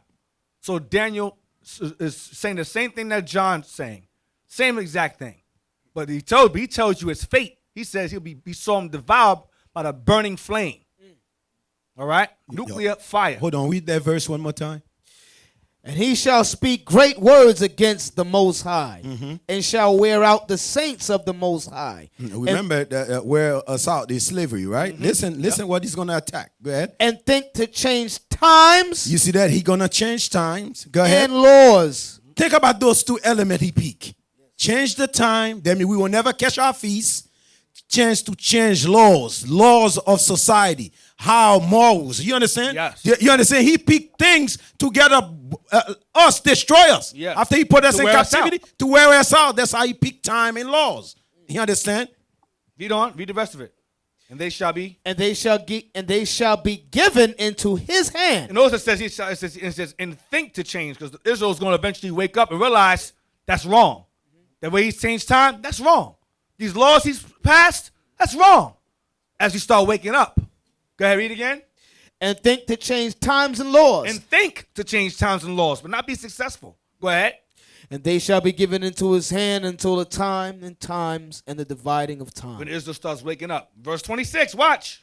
But the judgment shall sit. Regardless of him changing times and laws, the judgment still stands. Despite all of that evil he does. And we still wake up. Go ahead. And they shall take away his dominion. They is us. We shall take away his dominion. Go ahead. To consume and to destroy it unto the end. And destroy it unto the end. Go back to Obadiah again. Repeating Obadiah again. The Bible is redundant. Redundant. Let's go to breaking news. BreakingIsraelNews.com. This is old news. I'm going to go over anyway. Because this goes into the history of these guys. So we're going to go into the acts of Haman's descendants today. Herod's descendants, Haman's descendants. We're going to go into their nonsense today. Now, recently, last year, so-called last year, Trump has passed a law that the so-called Jewish people are a nation. Now, last time I checked, Israel was always a nation. But this lets you know that they were not a nation before. This proves that they call themselves Jews is by religion, not by nationality. If he got passed a law to make them a nation, that means they were never considered a nation to begin with. They were a religious sect of people. You understand what I'm saying? Give me Israeli etymology, please. Israeli. Go down. Trump, read that part. Read it. Breaking Israel news. Trump to sign executive order declaring Jewish people a nation, just as written in Genesis. So why is he declaring it for? If it's written in Genesis, why is Trump God declared for? Weren't they a nation before that? Showing you they were never a nation to begin with. Go down. 2019 December. Jump down. It's Netanyahu. Once again, go there. No, go up to once again. I'm not gonna read the whole thing because it's not worth my time or ours or yours. Just gonna skim through it. Once again, President Trump is attaching himself to the words of the Bible by passing an executive order which explicitly enacts God's promise to Abraham. How? How can the president of the United States enact God's promise of Abraham? How? Read on. The Jews are a nation. Now they're a nation. Go ahead. One prominent American Israeli rabbi noted the sole biblical character who referred to Judaism as a religion, Haman. Wow, Haman. Go ahead. President Trump announced that he will be signing an executive order on Wednesday intending to withhold federal funding as a means of forcing universities to cope with growing anti-Semitism on campus. Oh, that's why. So he's making them a nation, declaring them as a nation because of anti-Semitism against them. So now he's going to declare them a nation because of the acts of violence against them. First reported in the New York Times, the order will effectively define Judaism as a race or nationality and not just a religion. See, right there. That's all I want.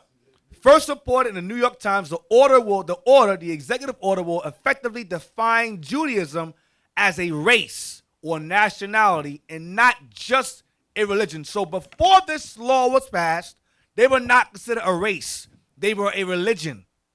They were not the people. They were just a religion. You understand what I'm saying?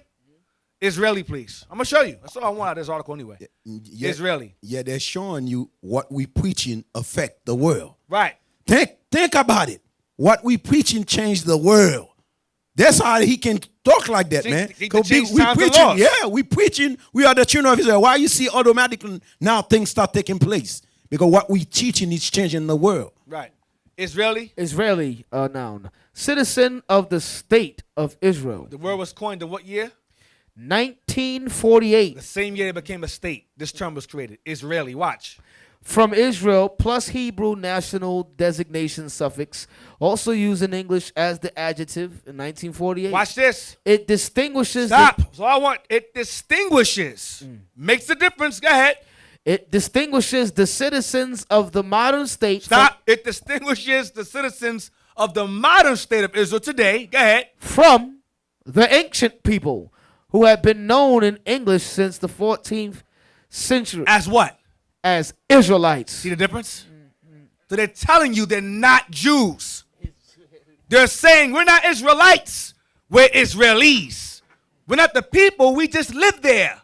Y'all understand? So Trump comes behind it and goes, okay, I'm going to make a law that they're a nation. Because they were never, ever a nation of people. They were never Jews. They're Israelis. They are inhabitants of the land, not descendants of the man. You understand? That rhymes, huh? Give that a shot. Pause. Eat your heart out, nigga, they say. Eat your heart out, man. Right. Hey, that's why the term, they are called Jewish. Right. You understand?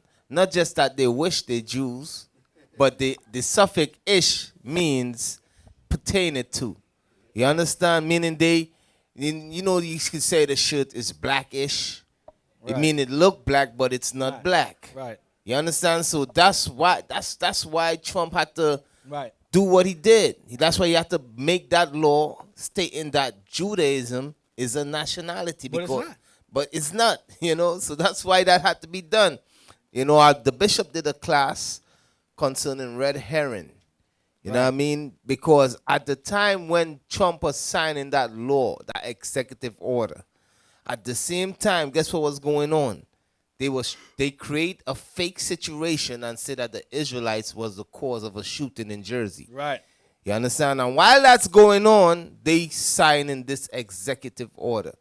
You all remember that class, red herring, I had to ask Henny now, yo, what the hell is a red herring? You know, and he explained it to me. What? Yo, that's crazy. Give me in 2 Maccabees 2:21.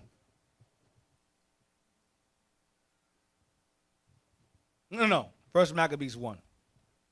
Real quick. I'm sidebarring real quick. I don't want to lose my time.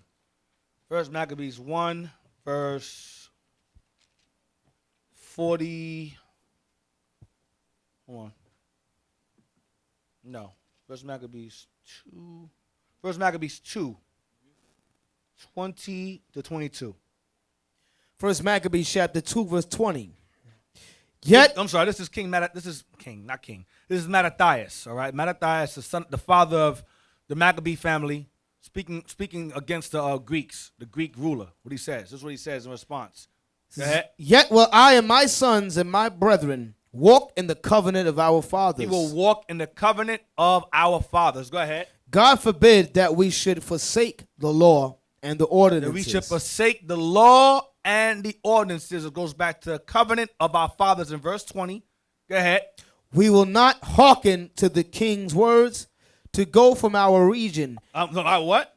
We will not hearken to the king's words to go from our region. No, that's not what it says. I'm sorry. All right. Religion. I'm sorry. We will not hearken to the king's words to go from our religion. Thank you. Either on the right hand or the left. So what is our religion? Who got it? Don't call it out. What is our religion in this? We read it earlier. What is our religion in this verse? Hands, no one knows. Every hand should be up. We read it twice. I know you know. Too. I know you know. I'm going to start calling on hands who not up. You, stand up. No, you. You stand up. Looking around. You. Talking to you? Yes. Yes, you. Uh-oh, yeah, you. Hey, shalom. Hey, shalom, bro. Brother Nicodemus. What's the answer to the question? What's our religion? Yeah. God's laws. Where's it at? Where's it at? It says right here in, let's see, verse 20. Not forsaking the king's words to go forth for our religion either to the right or the left. Right, so what's our religion at? What verse? To walk in the covenant of our fathers, verse 20. Very good. Where else?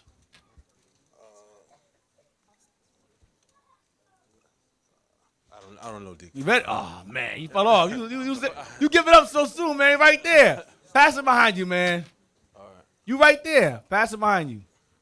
No, pass it next to you. Pass it next to you. Right there. Stand up. Next to you. Yeah, you. Yes. No, to the right of you. Left of you. Sorry. To the left of you. Hey, shalom. Yes. In 21, where it says, God forbid that we should forsake the laws and the ordinance. Thank you. The law and ordinances is our religion. Now, get 2 Maccabees 2:21. The law and ordinances, the covenant of our fathers is one and the same. That's our religion, right? 21. 2 Maccabees 2:21. Yes, sir. 2 Maccabees chapter 2, verse 21. And the manifest signs that came from heaven unto those that behaved themselves manfully to their honor for Judaism, so that being but a few, they overcame the whole country and chased barbarous multitudes. So what is the manfully to their honor for Judaism? What is that? What is Judaism called today? What is it called? A what? Religion. A religion. And what is our religion? Law and what? Laws and ordinances. So the religion is our laws and ordinances. That's not a nationality. You understand? That's not nationality, it's Israelites. And our religion is Judaism, which is the laws and ordinances. But Edom has turned our laws and ordinances into a nationality. We were Israelites before the Most High gave us the laws. You understand? When Moses came to us out of Egypt, he bossed people. Well, he had the laws before that passed down. But when Israel was in Egypt for 400 plus years, we were Israelites before Moses came with the laws. You understand what I'm saying? It's part of, now, is the Judaism part of our nationality? it's part of it in terms of our laws and ordinances, but it's not a nationality. Edom turned our laws and ordinances into a nationality because he's not a Jew. He's not the Israelites. He's an Israeli. He just lives in the land. And his own terminology is to distinguish him from the actual people that were there, that were called Israelites. Y'all understand? I hope you do. Hey, and check it. Our teaching is so crazy. Yo, listen, it's creating damage on the earth. You see the little camp videos that we have out there on street teaching and so forth. Believe it or not, but it's doing serious damage on this earth, man. You know, just by us standing up and saying what we and teaching the Bible. Mm-hmm. You understand? Christ called them the synagogues of Satan. It's doing serious damage on this earth. Mm-hmm. So serious that it's reaching the president's ears. Listen, we got to do something about these guys. Mm-hmm. You know, this is what they're teaching. They are teaching the truth according to the Bible. They are teaching that the Jewish people ain't the real Jewish people, which they know is truth. Mm-hmm. You understand? So, we got to do something about these guys. Mm-hmm. You know, okay, let me pass this executive order. Right, and at the same time slander them and say that, they came into a store and shot it up when it was a Muslim that did it. Yeah. Go to 2 Maccabees 14 and 38. We're going to read it a second time. 2 Maccabees 14, 38. This is going into what our forefather did regarding the Greeks and them trying to force us into Hellenism. 2 Maccabees 14:38. 2 Maccabees 14:38. For in the former times, when they mingled not themselves with the Gentiles. We did not mingle ourselves with the Gentiles. Go ahead. He had been accused of Judaism. He had been accused of Judaism. Go ahead. And did boldly jeopard his body and life with all vehemency for the religion of the Jews. For the what? For the religion of the Jews. That him, I believe, is going into former times, is going into, what's his name? Hold on. What is that? That's Razis. Let me see. Manfully. Maybe it was Razis. Yeah, 37 is going into Razis. Thank you. Razis, yes. So it says he stood boldly for Judaism, the religion of the Jews, which goes back to the laws and ordinances. You understand? All right. Those are your precepts for Judaism right there. Let's get, I sidebarred for a moment, waste my time. Let's go to the next article, NewJerseyTVOnline.org. NewJerseyTVOnline.org. Yep, right there. That's it. We're going to read the article first, then we're going to watch the video. It's very short. It's April. This is 4 years ago. Keep that in mind. April 22nd, 2016. But keep this in mind, because it does not. These people don't change, and their actions do not change. Orthodox, read that. Oh, yes, sir. Orthodox Jews arrive in Jersey City neighborhood, raising hopes and fears. So just after that shooting took place in that supermarket, Jersey, I believe Jersey City, and the tensions between blacks and Edom, that's what they are, rose high because Edom, these particular Edomites, Amalek, when they go into a black area, they buy up everything and move Negroes out. So it's the tension, the angry animosity votes, because Jakes in the world know what they do. So they say, okay, well, since black folks have an animosity towards us moving here, let's create propaganda and have this guy go in the store and do what he does, and then we'll defame the Israelites. That didn't work. Let's say, okay, well, that didn't work on them. Let's say it's black on let's say it's black on Jewish crime now. So it went from Israelites to Jewish crime. Now it's black on Jewish crime now. Because it didn't stick on it. It didn't stick. It didn't work. Read that. We have been documenting. Yes, sir. We have been documenting the dramatic evolution that is reshaping Jersey City, physically and culturally, mostly downtown, where condo towers are replacing empty lots. They're building them. Go ahead. Brownstones refurbished into $1 million homes. Cafes and restaurants replacing dollar stores. But in the inner city, in the heart of the black community, an influx of Orthodox Jews have been arriving on Martin Luther King Drive over the last several months, and their presence is being noticed by black folks. You know, this is called gentrification. Most of the people that's coming here are from Brooklyn. They live in Williamsburg.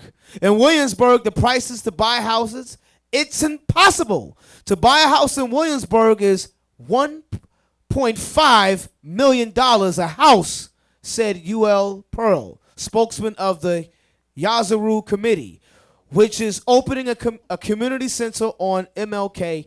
We want to live for cheap, and the prices here are very cheap. Because black folks live there, so it's a low-income neighborhood. Go ahead. Prices here is going now to buy a house, $180,000, $200,000. Well, in their eyes, that's cheap. In our eyes, that's still expensive. Right. But go ahead. So lower income people, we could afford these things. See, we're lower income people too. That's what they're saying. Go ahead. And that way, the Hasidim who have discovered the Bergen, Lafayette, and Greenfield neighborhoods are not unlike the recently arrived hipsters downtown, just looking for cheap housing.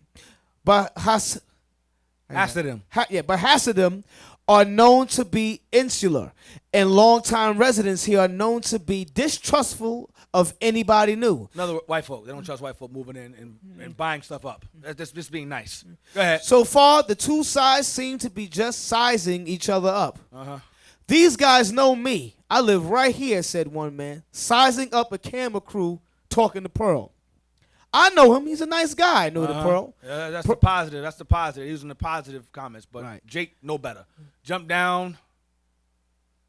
Jump down. Let me see. I'm looking for. The market is hot. She said sellers are getting above. Hold on. 1 second. Right here. Market is hot. Start there. The market is hot, she said. Sellers are getting at or above asking price. This is a real estate agent talking about the market being hot in terms of buying property. Go ahead. Sellers are getting at or above asking price. There are a lot of investors that are moving into the neighborhood, and there's low inventory set, so that creating a higher demand for the neighborhood. Mm-hmm. But already some residents have begun to complain about aggressive buyers. Eat them. Watch this. Whose persistence, they say, borders on harassment. Mm-hmm. Ashinya Johnson is on the board of the nearby South Greenville Neighborhood Association. Watch what she says. Go ahead. When you have people day after day, week after week, knocking on their doors, do you want to sell? And telling them that it is going to happen, that's going to happen, she recounted, they're basically scaring them into selling. Right. And they're offering people $90,000, $150,000 for buildings that can go for $1 million or better. And as a member of the neighborhood association and as a concerned resident, I have a problem with that. Jump down. Yes, it happens. It's a problem, said Pearl. This is a problem, said Pearl. Many Hasidic people want to come here and they want to buy houses for cheap. Mm-hmm. So they are trying. But if they don't want to sell it, they say, no, they don't want to sell, Pearl said. Do they take no for an answer? Of course. No is no, he said. That's a lie. Go to the video now. So Edom comes in, low-income neighborhood. The market is hot. It's a ghetto. It's slum. Edom comes in and goes, listen, I'll buy your house new for $480,000. When the house itself is worth $1 million or more. So they're trying to pretty much rip us off because you don't understand. Most of us in the world don't understand property value. So Edom takes advantage of our ignorance and goes, I'll buy your house new for $450,000. When the house itself is worthy of being worth $1 million, 1.5. That's what they're doing. What does that mean? The house usually in the natural state it's in is worth less than nothing. But what Esau knows is, listen, I put 70 grand inside that house, I'm gonna get top market value for it. So it go worth $1 million. Right. You know, it gonna worth $1 million when I'm done with it. Right. And then eventually we know Edom, once they move one in, they flip it, put their family in, and then family comes in, they flip that, put their family in, and flip that, and the property value goes up. Then the mortgage goes up, the property value goes up, then Jake got to move out. You understand? Gentrification. Jake is like, what? What's happening? They don't know what the hell's going on. They all lost and stupid and simple as hell. They're like, yo, man, I'm moving I'm moving to Atlanta. Right. Or I'm moving to anyway, I'm gonna deal with them brothers in Atlanta later, man. Oh, or they gonna man. say, yo, I'm moving to North Carolina, and they take that 90 grand and they go out there and buy a house out there. You know, for 90 grand, because you know houses is real cheap out Down there. south, yes. You know, down south. Brother south, period. Yeah, the houses is garbage. A wind could blow and just blow them away. Oh, you know, man. they're not like the Bronx Stones. You understand? Go play the you video, know? man. Taking shots, man. Play the video. They nice, but a hurricane gonna just swing by them, blow them all away, man. Damn. You know? Play the video.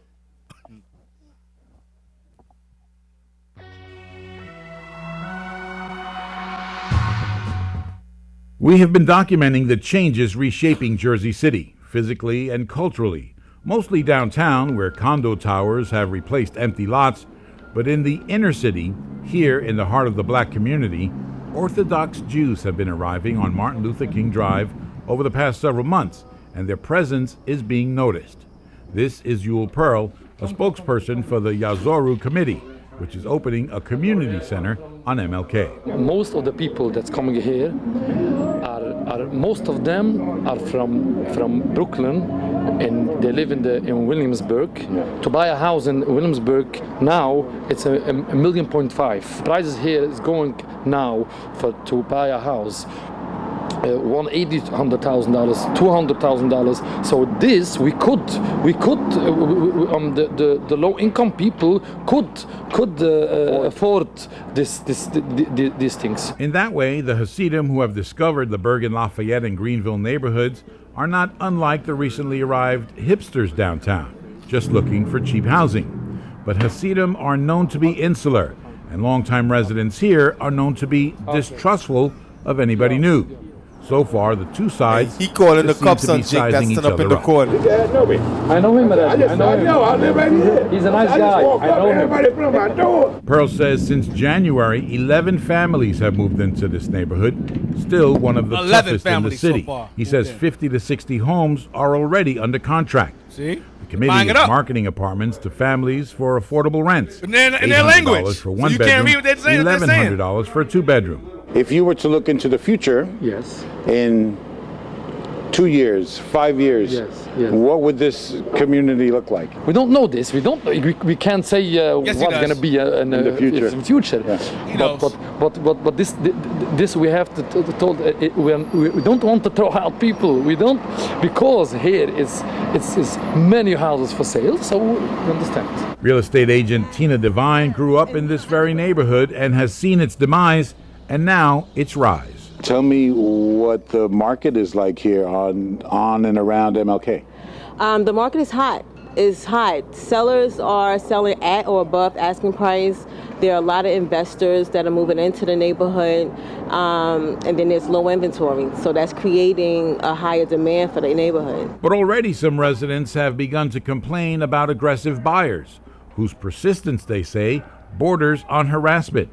Ashenia Johnson is on the board of the nearby South Greenville Neighborhood Association. When you have people, day after day, week after week, knocking on their door, like, do you want to sell, and telling them this is going to happen, that is going to happen, and they're basically scaring them into selling, and they're offering people, $90,000, $150,000 for buildings that can go for $1 million or better. And that, as a member of the neighborhood association and a concerned resident, I have a concern about that. Is that happening? Watch. It's problem. Many people, single people that wants to come here and they want to buy houses for cheap, and so they're asking, but they are trying. But if they don't want to sell it, they could told it not. Yeah. Well, do they take no for an answer, or do they keep trying to? No, they take of course. No is no. We've heard this before. I saw It one. sounds I'm gonna like prove he's Lakewood lying. and Tom's Rip. I saw one. This guy's a liar, man.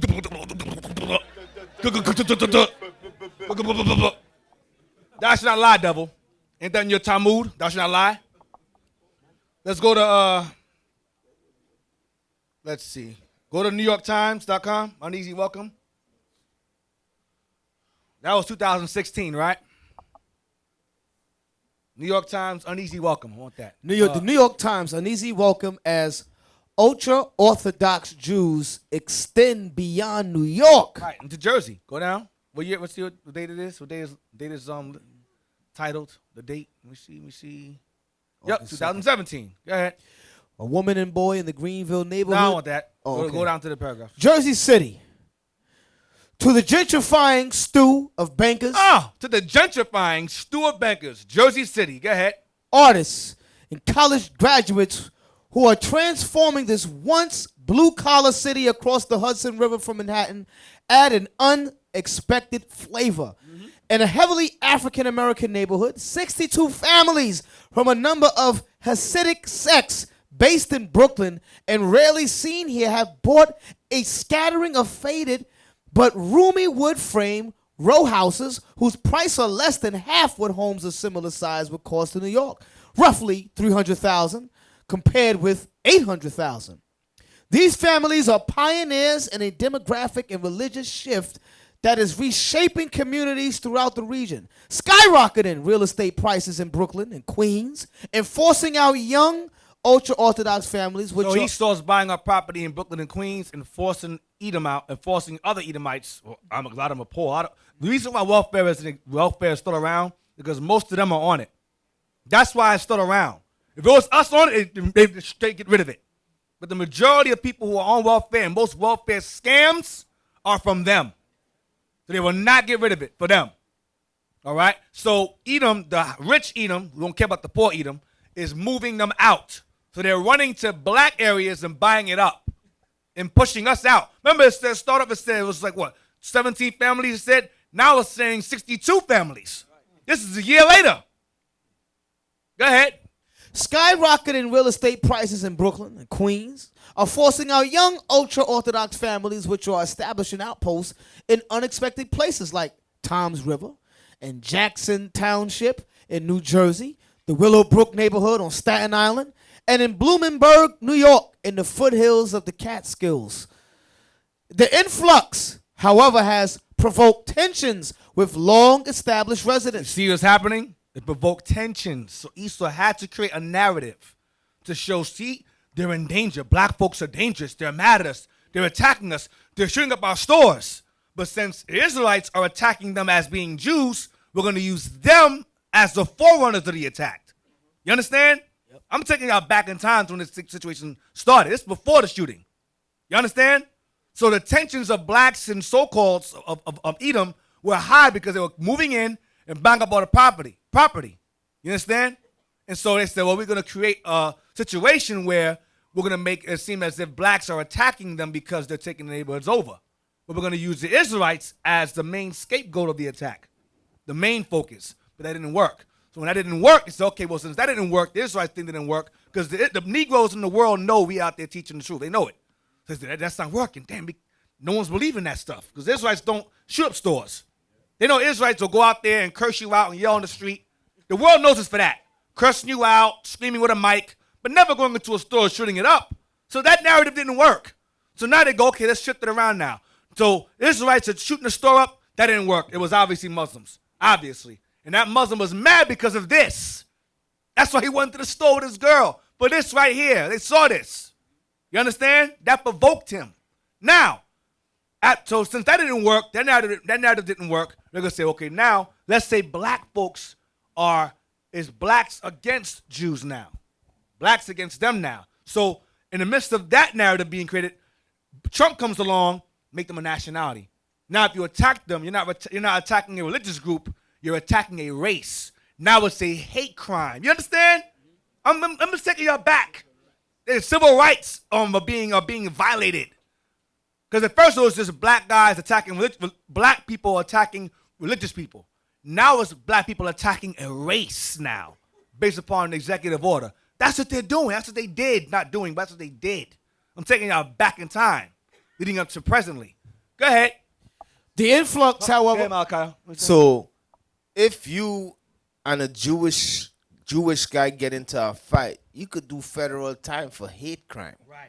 You understand? You know that law that Barack Obama put together, like for if you hit a homosexual and you call him a homosexual, You know what I mean? For the LGBT community, hate crime. It's the same thing they doing for these Jewish guys. You know what I mean? So even though the Jewish guy might be wrong, he come against you and he talking smack or whatever, and you and him get into a fight, you could go to jail for you know, a hate crime. And most of the time you will lose because most of the lawyers is Yep. them. Yep. Most of the best lawyers is them. Yep. Go ahead. Just jump down. I don't want to waste too much of my time. I want the main part. Go down to the part I want. Very aggressive. I mean, so I want to, no, go down. Nope, I don't care about that. Holocaust stuff, I don't care about that. That's them in the house. I don't care about that either. Go down. Go down.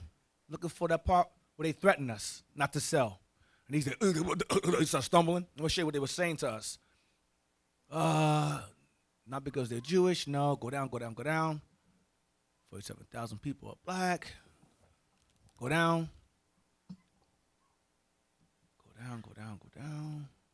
No, right there. Stop them there. We're not looking to push out anybody. Yes, they are. Said Mordecai Stein, a volunteer for a Hasidic organization that helps people find new homes in affordable places like Jersey City. Yeah, go down. Because that's what black folks are saying. That's why he's saying that. We're not trying to push anybody out, but black folks are saying, yes, you are. Move down, go down. Is it in here? I don't think it's in here. No, go back. That's all I want. Go to the next one. Let me just say. Go ahead. No, what you just brought out, the deacon, is so heavy. I want to comment on it before you move on. No. If you check out Brooklyn right now, right? Brooklyn, is no investment in Brooklyn. Is no more gentrification already take place. You understand? Brooklyn, all these abandoned properties and so forth that you saw was in Brooklyn years ago, Amalek came and they buy up everything and they turn them into $1 million properties. They bought parking lots and it turned into $1 million properties and built $1 million properties and so forth. So regentrification already finished in Brooklyn. So you know where they get their eyes set on now? Right across the river. You understand? Right across the river. Now we got this one investor. The dude bought 200 houses in Brooklyn. I went and looked at 2 of them this week. You know, he bought 200 houses in Jersey. You understand? You see, when you go in Jersey, you see abandoned houses all over the place. That's what you're seeing. And Jersey is right across the river from New York. You know, it's commute. You know, it take you like 40 minutes to get, half an hour to get to Manhattan. Amalek is not stupid. They say, look at these. You know, the scripture said the children of darkness is much wiser than the children of light. You know, when we living in these communities and we seeing these things, and, you know, we not going to come together and say, listen, you know what, this is our neighborhood. We got all these abandoned properties. We could go to the banks and the banks going to give it to us for next to nothing. We don't do that. You understand? But Amalek come together. They form investment firms, investment companies, and they buy hundreds of buildings back from the bank, all these abandoned buildings. And you know what they do? They fix them up. And they regenify. They fix them up. Some areas, they bring their people in the area. You understand? And other areas, they flip the houses and sell it back to Jake's. You know, for like 3 times worth the money they pay for it. You know, and that's how they make their money. Yep. So we, as a people, we got to stop. Like, you know, a lot of time, we gotta think how Christ tells us to think. We got to be wise, man. You know, as I said, Esau, this is what they're doing, and they did it in Brooklyn, and they are moving to Jersey now. Because let me show you all something. What took place last year under de Blasio, right? De Blasio set a lot of laws up where Amalek cannot, a lot of things he used to do, he can't do it no more. Like Amalek gonna go into a they're gonna buy a rent control building, and they're gonna put people out, get them like a 5,000, 10,000, or even 80,000. even 100,000 to move out of their apartment. I know one dude got 100,000 to move out of his rent control apartment. And once they move that person out, they carry up the rent. Now the person was paying like $600 or $800 a month. Now the rent is $5,000 a month. That's what they was doing in Brooklyn. So 4 months ago, the Blasphemous passed a law where they can't do that no more. Amalek can't do that no more. So they can't buy buildings, fix them up, and carry up the rent like crazy. You know, so that's a law passed. So now, all of that is some of the reason why they getting out of New York. Traveling. Like I was talking to this Amalek. He said, man, I ain't messing with New York no more. It's hard. He said, I'm going to Jersey and Connecticut. You understand? So I'm telling you how they thinking. They already see the future. You know, Esau already see the future. Investors and so forth, they already see the future. They said, New York, we can't mess with New York no more. I'm going to go to Jersey, but you know what? The people in Jersey is fighting against us. Right. You understand? They fighting against us. You know what? Let's paint this narrative. Right. The Israelites did this, shoot and did that. No, they see that ain't work. You know, they see that ain't work, so now it's what? It's black people that basically against them. It's not just the Israelite because, it's black people that's fighting against the Jewish people. It's anti-Semitism. That's what you have been hearing in the news for the last couple months. Anti-Semitism is rising, and it's rising. And, that's what you've been hearing. But you all pay attention, man. Pay attention, Yeah, I want to. Yeah, hold on, Deacon Nathan. Yeah, you make a statement, Deacon. You saying that so-called Amalek, they can looking at your community and say, you know what? Yeah, we're going to stop buying in this community. But let me tell you how black people think. Their community is not a nice community until white folks start moving there. Right. You understand what I'm saying? That's why we cannot see the breaking building to buy it. Because no, when white people move there, we can move there. You understand? That's how we think. You understand? They'll fix it up. Yeah, they'll fix it up. Man, but us, we refuse to fix our community until white folks stop buying it. Oh, oops. Oh, let me go get this apartment because white people stop moving there. But that was your place in the first place. You understand? White people, like Deacon said, they're playing the wise card because they know how we think. They know how we think because they put us in the condition. They know how we think. I'm listening to Oprah, which is a billionaire. Oprah, her statement is, you don't know that when I used to be a kid, I want to move to white community. Oprah, you a millionaire, you a billionaire now. You should not be talking like that. You know what I mean? That's not a mindset. You understand? But this is what these people push in the black community. Not realize that their mindset, thinking like that, make him like supreme than you.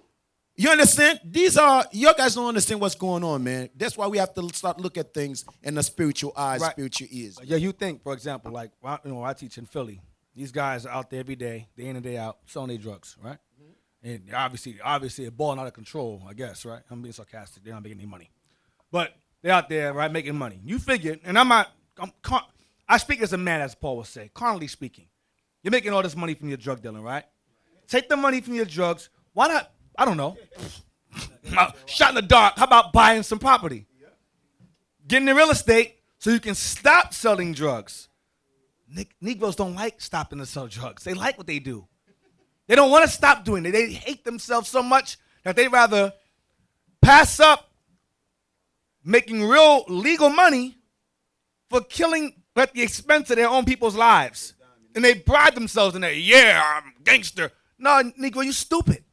You make all this money, you could buy property with the money that you've made, blood money you made, and take it and transition yourself out of that into legal money. Nike, and help fix your community up. Nike. Build it up. What you talking about, Nike? Huh? The investment is in Nike. Yeah. That's $300 shoes. But when it come to that, Deacon, no, we as a people, we could open investment companies and have people invest and so forth. But let me tell you why a lot of time that doesn't work.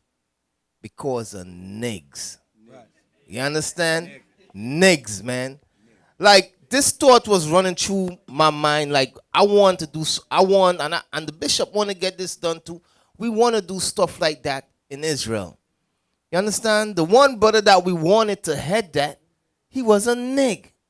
You understand? He was a nig, man. You know, so what we said, we got to wait till the time is right. Wait till brothers and sisters change. Because a lot of time you talk to them intellectual, like Umar Johnson, you know, a lot of these other dudes that they want to change the black community, and they always speak about economics. You know what I mean? There will be no economics until we change the way how we think. Yes, right. You understand? Right. We got to conform to God's laws in order for us to come together and do any type of business together. You understand? No, Amalek, they come together. And they form companies and they buy up communities. Don't think it's one man do that. No, it's the whole Amalek come together, and that's what they do. Right. They said, this is the goal. This is what we're going to do. We're going to own this whole community. Right. You understand? They want $500,000 for the house. We give them $600,000 just to get them out. You know what I mean? You know, so that's what they do. But we as a people, we can't work together. We're going to fight each other. We're going to fight each other. We're going to steal. We're going to, you know, you set up a company and it's black owned by nigs. We're going to steal from each other. We're going to fight each other down. We're going to be jealous of each other. You understand? That's what we're going to do. So unless we cannot come together on an economical platform to do certain things in Israel until brothers and sisters change.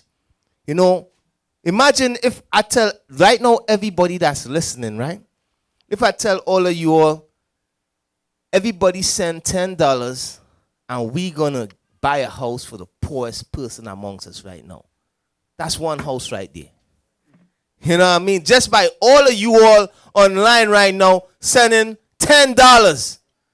We could say this brother and this sister in need, we gonna buy a house for them right now. Now I'm gonna prove to you, Deacon Malchiah. You know, you all don't see the level and power that we on, man. I'm gonna prove to you we did it before. We did it on Facebook.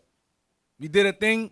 We raised $100,000 plus in less than a day on Facebook. You remember that? In less, so it can be done. But Israel, we're too greedy and carnal and distrusting of each other. That's why we can't get that done. See, those people, Amalek, Edom, they love each other. And they trust each other and respect each other. And they'll buy, you leave us out of your home in no time, move their family in without question. If their family can't afford to move in, they move in until they can't afford it. Okay, I got you. Don't worry about it. Just pay me back when you can. No distrust, no doubt. They know. But Jake, we're so destroyed, that is impossible. With nigs, impossible. No, they don't have no patience, Deacon. No patience, it's patience. No faith. No faith and patience. Hey. They hit that thing. Deacon Malachi is living off the money. You know what I mean? That's what you start hearing dumb stuff. Yep. You know what I mean? Oh, Deacon Aiton, you saw that new car. That's probably money from the church. Yep. You know what I mean? Dumb stuff. That's what you start. That's why Deacon said you start hearing is mistrust. You understand? You know, so that's what I'm saying. We could come together and do a lot of great things on this earth, and we will do it. That's right. With you, without you. But we're waiting for you, brothers and sisters, mind to be right. Right. You understand? Once you all mind become right, we could do great things, as I said. Get the article. I'm sorry, I'm gonna cut you off. Get the article. Get the article. I'm trying. Yes, thank you. Back to business. So I'm gonna prove to y'all again. He said when the guy asked him, so when they say no, it means no, right? Yes, it means no. Even though in their Talmud, thank you, Captain Isaac. In their Talmud, the Talmud tells you that they're allowed to lie to us. They're allowed to lie to Goyim in their Talmud. So that's all lies. Read that. The yeshiva world. Back to business. Hating Jews. There you go. Jersey City school official bashes Jews on Facebook. So hating Jews, who's the face of hating Jews? A black woman. This is 2019. This is recent. This is 2 years later from the last articles. 2 years later from the last articles. He's a school official. Watch what she says. The mourning period is over. Going into that shooting that took place. Go ahead. It's time to get back to the issues of great importance, and Jew hating seems to be the top of the list for Jersey City Board of Education trustee Joanne Terrell. Joan Terrell. Terrell made her despicable comments in response to a column published on Insider New Jersey called Faith and Hope in Face of Hate. So they went to her comments on a comment board regarding faith and hope in face of hate. She wrote this comment regarding them. Go ahead. Insider New Jersey transcribed part of her comments. Where was all this faith and hope when black homeowners were being threatened, intimidated, and harassed by want to buy your house bullies of the Jewish community? Remember that? Want to buy your house. Watch this. They brazenly came on the property of black homeowners and waved bags of money. Resistance was met with more threats of we will bring drug dealers and prostitutes to live next door to you. You will sell to us then. See? That's what they were doing. They'll move in, buy the property, then rent it out to low-income people, prostitutes and drug dealers. That's what they were doing. She's airing them out. So now she's a Jew hater because she's airing out their threats. Remember the guy was like stuttering? That's why he was stuttering, because they were threatening us. If you don't move us in, let us move here, or buy a property, we'll move drug dealers and prostitutes in here. That's what they were saying to us. Go ahead. Terrell claimed that black tenants were being evicted from homes owned by Jewish to make room for additional Jewish people to occupy, and that $1 million campaign in New York encouraged Jewish to move into Jersey City. That's true. Go ahead. Her posts went on to raise questions about the loss of key programs in Jersey City. Her statement caused a raise of questions regarding the loss of what? Key programs in Jersey City that benefited ex-offenders and the loss of community gardens previously run largely by African Americans. So them moving in caused the loss of key programs that help black folks in the community. See what's happening? So they say she's a Jew hater. She hates us. That's all a smoke screen. All a smoke screen. Go ahead. One still exists and has been harassed almost daily. One still exists because it has property. So they've been harassed. Go ahead, daily. Go ahead. She wrote, if we are going to tell a narrative, it should be with truth, not more cover-up of truth. Dialogue is important, but truth is critical. Go ahead. She implied that city officials and community leaders appear to have turned a blind eye to the reduction of services. So they're getting paid off. Go ahead. And claims that drugs and guns are planted in the black community. That's not a claim, that's a fact. Go ahead. Mr. Anderson and Miss Graham went directly to the kosher supermarket, Terrell wrote. Those are the shooters she's talking about. Go ahead. I believe they knew they would come out in body bags. What is the message they were sending? Are we brave enough to explore the answer to their message? Are we brave enough to stop the assault on the black communities of America? See, that's what she's saying. They went in there because of her same thing. They're moving in, moving black folks out, so they retaliated. So that's what she's saying. So read the next statement they say. Why this woman still has a job is a good question. Which means they fired her. Them asking that question means they're going to fire her. She works for the board, school board. And that's all I want. So she aired them out. She aired out them lying, them threatening us, threatening to move in drug dealers into our neighborhood and prostitutes. That's what they were doing. That's what they've been doing. And the guy was lying on the scam. So you see, you're going to find sisters that stand up for their people and for their nation and see behind the bull crap. You know what I mean? And sisters like sisters like this, we want the Lord to wake up to her. Right. You understand what I'm saying? Because she not scared. She even though she know, listen, what I said, I'm end up losing my job, but she said it is what it is. Give me now, speaking of anti-Semitic statements, give me Dav Lior.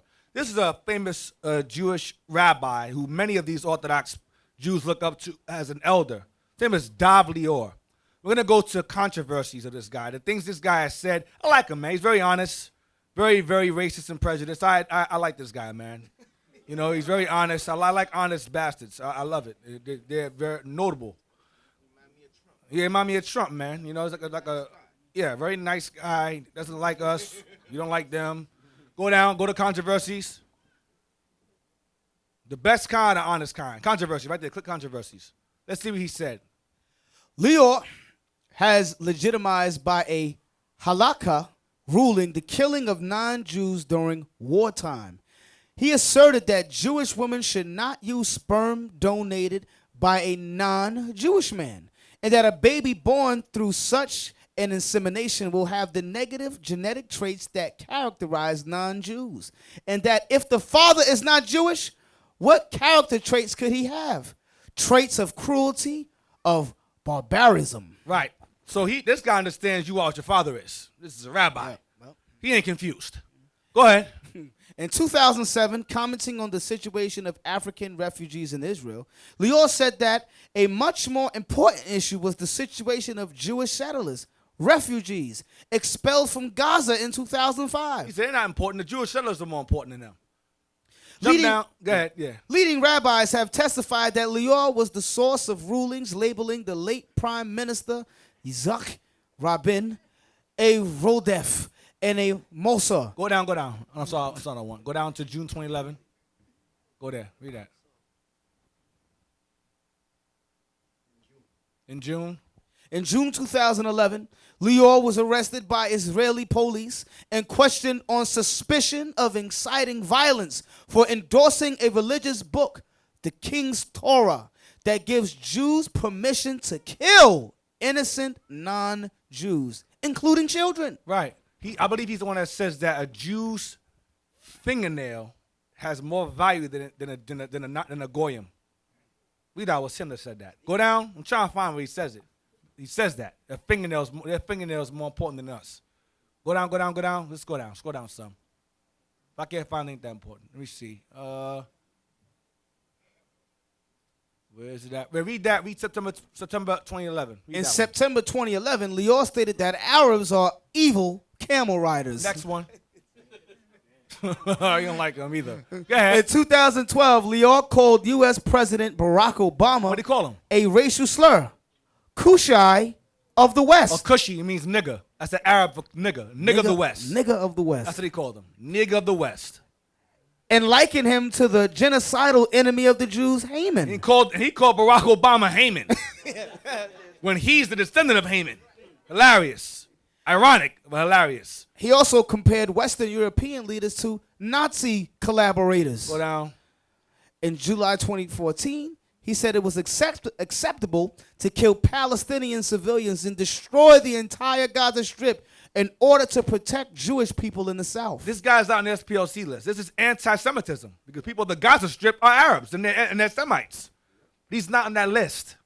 This guy is inciting the murder of non-Jewish people in support of his own, but he's not on that list. That's all I want. Let's go to Luke 1:5. No. Don't want that. I'm trying to find mentions Baruch Goldstein. Go up. He mentions Baruch Goldstein. Go up. Baruch Goldstein. Did I? No, it mentions him. He associated with him. Let me see. Go back to controversies again. Let me see. Yeah, right, it goes. Leading rabbis. Read that.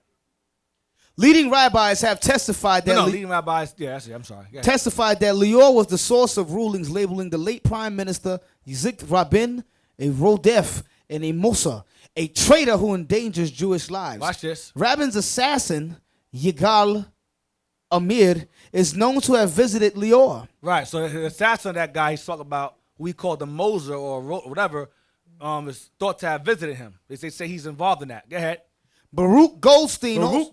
Go ahead. Also met with Lior. What did he do? After Goldstein murdered 29 Palestinian worshippers of the Cave of the Patriarchs, Lior described Goldstein as holier than all the martyrs of the Holocaust. After he killed 29 Ishmaelites, Lior says that man was more holier than all the martyrs of the Holocaust. And he visited him, I believe, after or before he did it, Lior. So they say that he told him to do it, or at least inspired him to do it. All right. And again, this guy is not on the SPLC at all, and he is a well-renowned sage. He's like one of the top leaders of the leaders of these people, Orthodox. Let's go to Luke 1:5, please. But not in the SPLC. But he's not in the SPLC for some reason. Luke 1 and 5. Luke chapter 1 and verse 5. And they should also have the founder of SPLC on their list because he's also a sexist and a racist. That's why he was fired from his position. They should have Morris Dees, I believe is his name. They should have him on the list because he was fired from his position over the SPLC for sexism and racism on the job. But he is on the list. Amazing. Luke 1 and 5, please.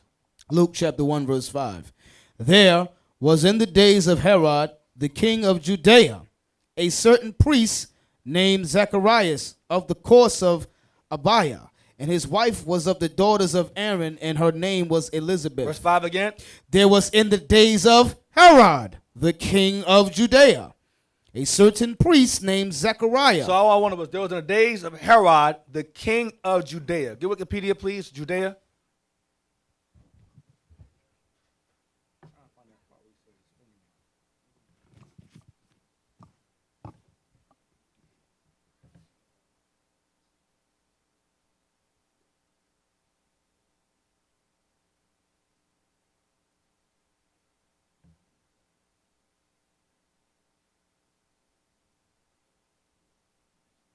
Judea. Hold on a second. I think I found it. 1 second. 1 sec.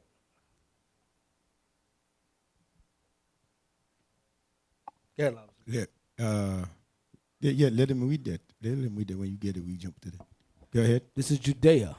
Judea or Judea. And in the modern version of Judah. From the Hebrew, Yehuda. Aola. Okay. Is the ancient Hebrew and Israelite biblical. The contemporaneous Let's Latin. go read it again from the beginning. Yes, sir. I just saw something. Yes, sir. Judea or Judea. And the modern version of Judah. From Hebrew, Yehuda. Okay, now let's read back in Luke 1, verse 5. Luke chapter 1 and verse 5. There was in the days of Herod, the king of Judea. But Herod was not an Israelite. What the hell is he doing being a king over Judah? So he's telling us something here because they set him up over our region. You know what I mean? A bunch of Edomite was set up over our region in Rome. You understand? But they tell you Judah is you know what's so funny about that? Their scholars, they understood these things. You understand? Because by you buying a Bible, then you see that little slogan they put in the sides or that little precept they put in the side. These men understood what we're saying is true. You understand? Now let's read it. Let's go back, read it again one more time. Luke? Yeah, let's go back. Yeah, read Luke one more time. Yes, sir. Luke chapter 1, verse 5. There was in the days of Herod, the king of Judea, a certain priest named Zachariah of the course of Abiah, and his wife was of the daughters of Aaron, and her name was Elizabeth. Then they're showing you the Edomite was over us. Go ahead, Deacon. So Judea means Judah. So Herod was a king of Judah. That's what I wanted. Herod was a king of Judah. Get Matthew 2, verse 1. You got Al Jazeera, what I want? Al Jazeera.com? I'm going to send it to you right now. This is the book of Matthew, chapter 2 and verse 1. Now when Jesus was born in Bethlehem, that's it. Now when Jesus was born in Bethlehem of Judea, in the days of Herod the king, behold, there came wise men from the east to Jerusalem. So Herod, the king of Judah, right? So Herod was a king of Judea. Get Acts. Remember I said earlier, I know them would say they are Jews and are not, but are the synagogue of Satan. Get Al Jazeera real quick. That's what I wanted. I wanted David Leo's statements. The descendant of Herod's statements. This is what I wanted. Go to AlJazeera.com real quick. And I'm going to go back to, I ain't got much time. Right here. Rabbi supports killings. That goes into the guy that went and shot those 26 Palestinians up. It's saying he supported it. Made 2004. Go down. David Leo is the rabbi is talking about. Go down.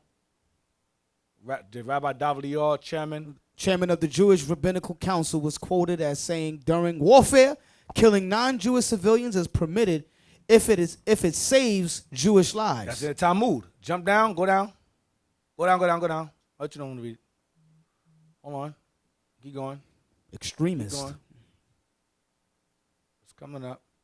Right there, read that. I believe that Judaism is against killing innocent people.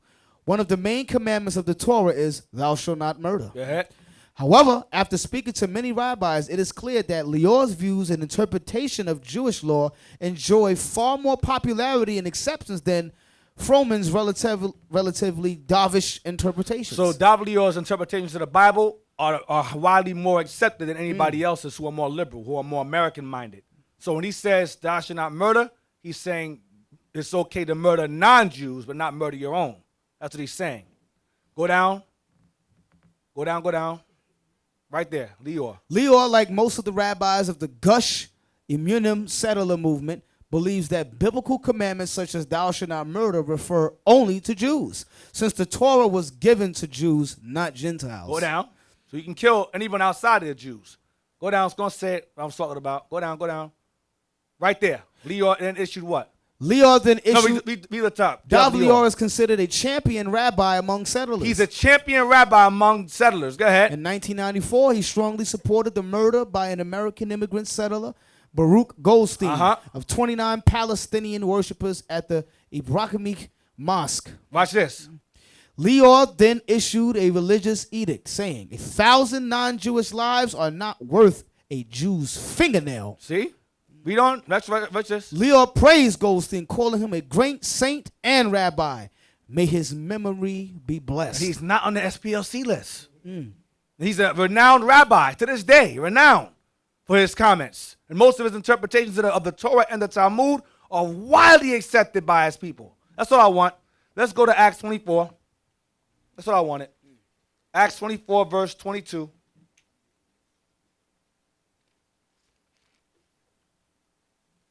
Acts 24 and 22. Yep. And when Felix heard these things, having more perfect knowledge of that way, he deferred them and said, when Lysias the chief captain shall come down, I will know the uttermost of your matter. So this is when Paul was locked up, and Felix heard his petition regarding why he's locked up, and Paul said, Felix, I'll see what I can do to get you out of jail. But Paul didn't pay him, so Paul rotted longer in jail for like 2 more years. But Felix, read on, read down.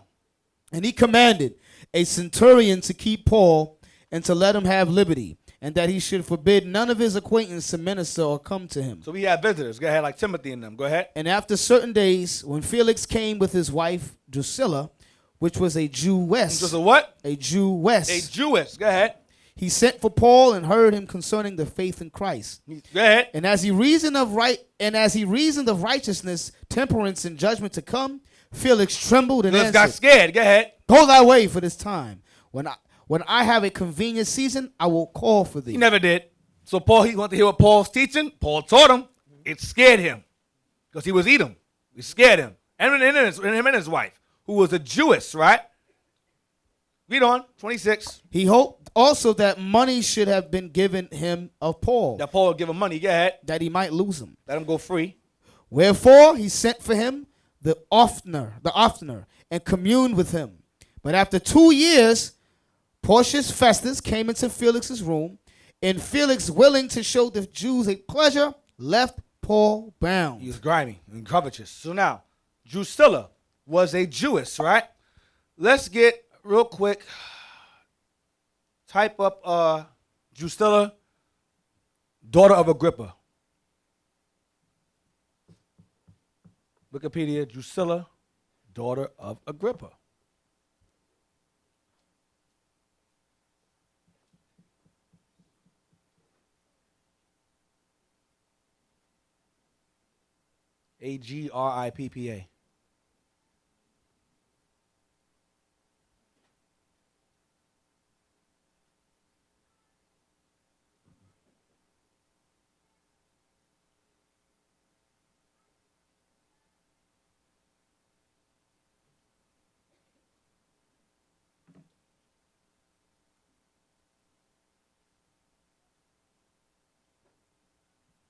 Drusilla, read that. Drusilla, daughter of Herod Agrippa. Drusilla, 38 AD to 25 August August, the 25th of August, 79 AD, was a daughter of Herod Agrippa and thus sister to Bernice, Miriam, and Herod Agrippa II. She perished in the eruption of Mount Vesuvius in AD 79. She died by a volcano. Damn. But, yeah, no, I don't care. But the point is that she was Herod's daughter of Herod Agrippa. You understand? So she was called a what? A Jewess. So some will say they are Jews and are not, but do lie. Herod, king of Judea, king of the Jews. Drusilla the Jewess. These are not real Jews. They're converts under the time of Janacranus and Antipater. She was not a real Jew. She was an Edomite that converted under, but she's called a Jewess. You got Edomites being called Jews in the Bible. You understand? But they're not. She was not. Let's get Acts 16:1. That's why Christ make this statement. Right, Revelation 2:9. That's right. That's why the so-called say that in the Talmud that he's burning in a boiling pot of excrement in their Talmud. They can't stand the Messiah. And that's the reason why. Acts 16 verse 1. Acts 16:1. Then came he to Derbe and Lystra, and behold, a certain disciple who was there named Timothy, the son of a certain woman, which was a Jewess. Now she here was a Jew. This is his mother. She was an Israelite woman. Go ahead. And believed. And she believed. Go ahead. But his father was a Greek. Well, his father was a Greek. So go see. So she was a Jewess. But here she's actual. Another Bible version says she was a Hebrewess. Same thing. She was the actual Israelite woman. And she believed in Christ. And the father was an unbeliever. He was a Greek. Now, give me Israel Redivivis. Captain Jerome brought this out before, but I'm going to bring it again. Those who didn't see it, Captain Jerome brought this out. Israel Redivivis page. I want page 49 and 50. I sent that. Israel book called Israel Redivivis to show the scholars know. The scholars know who the Greeks were. Right there. We're going to start right where it says the epistles. No, go up some. Start from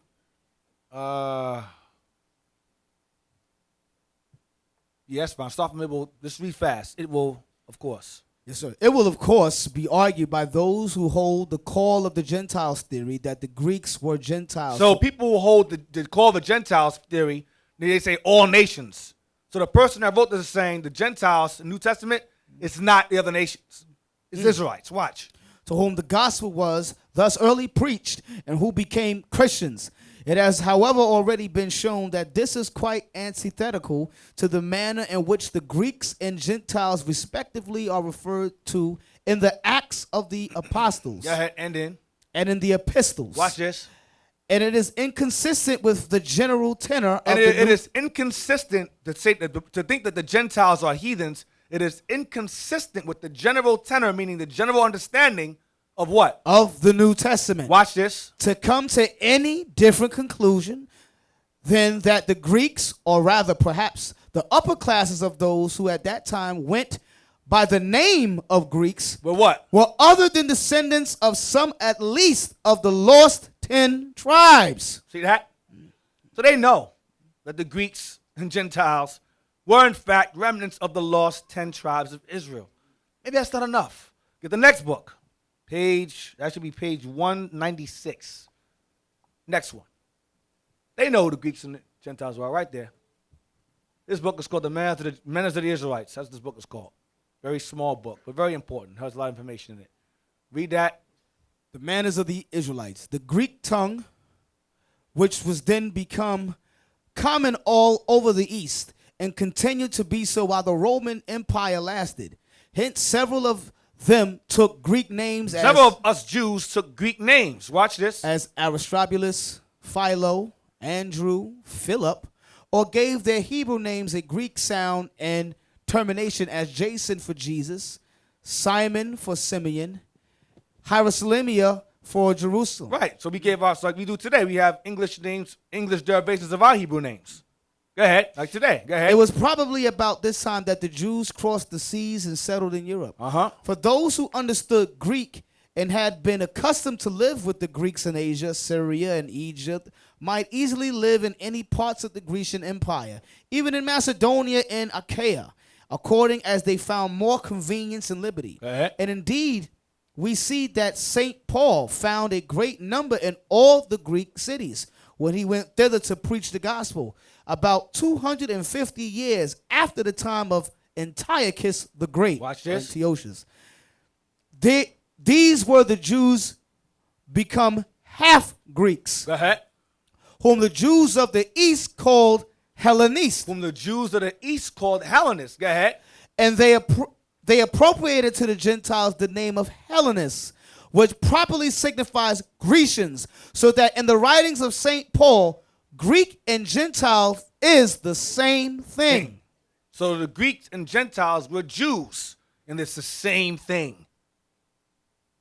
Same thing. You can read the rest if you want. The Jews could not live thus intermixed with the Greeks, but that the latter, curious as they then were, must know a great deal of their religion and laws, particularly after the translation of the Bible, I believe is going into. But the point is that the Jews, the Greeks and Gentiles were Jews that become half Greeks. Why were they half Greeks? They learned the language, the customs, and the culture, aside from their own Hebrew culture. You understand? Even scholars know that the Jews and the Greeks and Gentiles were Israelites, and particularly the lost 10 tribes as well. They know that already. Go to 2 Timothy 1. So Timothy's father, since he was a Greek, he was an Israelite also. That's why I brought this up. Go to 2 Timothy 1. No. Go to 1 Ezra 5, 22. I'm almost done. I'm almost done. 1 Ezra 5 and verse 72.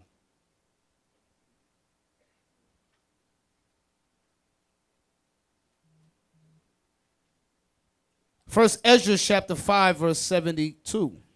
But the heathen of the land, lying heavy upon the inhabitants of Judah and holding them straight, hindered their building. Right, hindered us from building. Go ahead. And by their secret plots, their secret plots, like the one we read earlier about them gentrifying the area, them drawing that narrative of us being attacking them and shooting up supermarkets. That's popular persuasions. That's media. Go ahead. And by their secret plots and popular persuasions. Popular persuasions goes into the media, goes into television, goes into the president passing laws, declaring them a nation. That's popular persuasion and commotions. Go ahead. And commotions. They hindered the finishing of the building all the time that King Cyrus lived.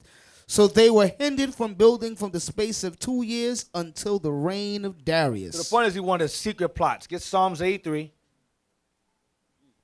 We're going to read this real quick. Psalms 83. I'm almost done. Psalms 83. I finished by 9. Yep. Psalms 83.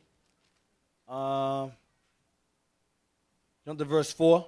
Or verse 3. Psalms 83 and 3. Regarding secret plots. Yes, sir. They have taken crafty counsel against thy people and consulted against thy hidden ones. That's us. Go ahead. They have said, come, and let us cut them off from being a nation, that the name of Israel may be no more in remembrance. Go ahead. For they have consulted together with one consent. They are confederate against thee. Verse 6. The tabernacles of Edom. Number 1 on the God's hit list, Edom. And the Ishmaelites. Ishmael, number 2. Of Moab. Chinese. And the Hagarenes. Jump down to verse 12. Verse 12. Who said, let us take to ourselves the houses of God in possession. Because the main two did that. The land's parted between those two. Palestine. Between Israelis and Palestinians. Edom and Ishmael. So it's the same thing, prophecy being fulfilled. Same exact thing being said. Let us take to ourselves the land. Let's say, read again, verse 12. Who said, let us take to ourselves the houses of God in possession. Not only the houses going into the nations itself, but the lands of the nation of Israel itself. All right? Now, let's get Semitic now. Definition, Semitic. Just Google that. Google the definition of Semitic. Give me Luke 3:36. Luke 3:36. Where the word Semitic comes from. It comes from the Greek. The word sem in Greek, the letter S in Greek is pronounced with a sh sound, as in shut the door. Or shh, be quiet, whatever. So the letter S, and can you read Luke? You got it? Yes, sir. Luke 3 and 36. Yeah, read that. Which was the son of Canaan, Uh-huh. which was the son of Arphaxad, Uh-huh. which was the son of Sem, of Sem. So in Greek, it's pronounced Shem. It's not really Sem, but it's Shem. So really Shemitic. The letter S in Greek is often pronounced with a sh sound. So it's Semitic. Read that. Semitic. Relating to or denoting a family of languages that includes Hebrew, Arabic, Ishmael, and Aramaic, Syrians, and certain ancient languages such as Phoenician going into us again, and Akkadian, ancient Babylonian, constituting the main subgroup of the Afro-Asiatic family. Of the what? Afro-Asiatic family. Of the what? Afro-Asiatic family. That's Israelites. Right. Afro-Asiatic is black people of the East. All the ones listed up here above are all black people of the East. Afro-Asiatic family. We're Semitic. Phoenicians is us. Hebrews is us. Well, we spoke Aramaic somewhat. But that's all us. You understand? Afro-Asiatic family. You cannot be anti-Semitic if you are Semitic. You cannot call Iranians anti-Semitic because they're Semitic. You cannot call Palestinians anti-Semitic because they're Semitic. You cannot call Syrians anti-Semitic because they are Semitic. You cannot call East Indians anti-Semitic because they are Semitic. They're all Semitic. They're going to change that definition now. Now that I brought it up, they're going to say Indo-Asiatic. They're going to say European, Screenshot it. Afro. It's Afro. Afro. Afro. Negro. You understand? Asiatic. Afro. Meaning Negro. Right. That's El exactly Negro. That's what it means. Woolly Right. hair. You got you got Luke already. Get Genesis 10. So Deacon, Yeah. so you know these brothers that like to be deep and stuff, they be like, brother, we are the Afro-Asiatic black man. Right. You know? Yeah, brother, to the 2 to the 1. So when they say that, it do got some substance behind it. It's vague. It comprises of both the Arabs, the Hebrews, the Syrians. They're all Afro-Asiatic. Ishmael, Elam, that's all Afro-Asiatics. Okay. They're all Semitic. All Semites are Afro-Asiatics. Okay. Semites. Genesis 10. And this means black people of the East. That's all it means. Nothing deep. Asiatic is East. Genesis 10, verse 21 to 22. Genesis 10, 21 to 22. Come on. Genesis 10, verse 21. Yep, the 22. Yes, sir. Unto Shem also, the father of all the children of Eber. Where the word Hebrew comes from, Eber. Go ahead. The brother of Japhet, the elder. Even to him were children born. So Shem is where the word Semitic comes from. Semitic. So when the white man says there's no God, the Bible's not true, where does the term Semitic come from? Where does the term Hamitic come from if those men never existed? Doesn't make sense. Next verse. The children of Shem, Elam. Elam would be your Persians, Iranians, Pakistanians. That's Elam. Bangladesh, that's Elam. Wiz Khalifa, all that area, that big building, that's them. That's Elam. Dubai, that's Elam. Go ahead. And Ashur. That's Assyrians. The Assyrians. Go ahead. And a sect of Iranians. Go ahead. Arphaxad. That's where we come out. You come out of that line. Arphaxad. Abraham came out of that line. Go ahead. And Lud. Lud. And Aram. Aram is Syrians. Aram is not Assyrians. Syrians. Aram. That's where the term Aramaic comes from. Aramaic or Syriac. That's the same thing. You understand? Syriac, Aramaic, same thing. You understand? Yes, sir. These are all, now mind you, these are nations that were around before there were Jews. Hundreds, thousands of years before there were Jews, there were Semites. So to say you're anti-Semites is retarded because there were Semites that were around before there were Jews. It's madness.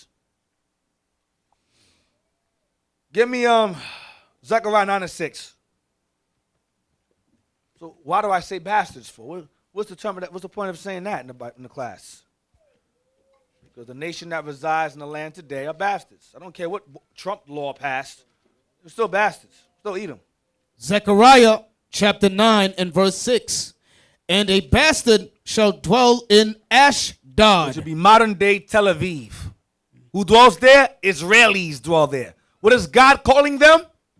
What is God calling them? And a bastard. Bastards. Go ahead. And a bastard shall dwell in Ashdod, and I will cut off the pride of the Philistines. The term Palestine comes from the word Philistines. So Philistines here is Palestinians. They're getting that work too. They're getting that business also. Philistines or Palestines. They're getting it also. Now, give me the book. The pages I posted, I ain't going to say the name of the book because it'll never, you know. Yeah, I'm not saying it. Page 231 to 232. These are the last two things. It's not going to be done. Right there. Start from there. Now, this is a guy, a scholar. This book was written in 1819. There's two issues, 1819 and 1830. This is the 1830 version I have. Read that. 1830. Where were we in 1830? Where were we? Slavery. We was in slavery.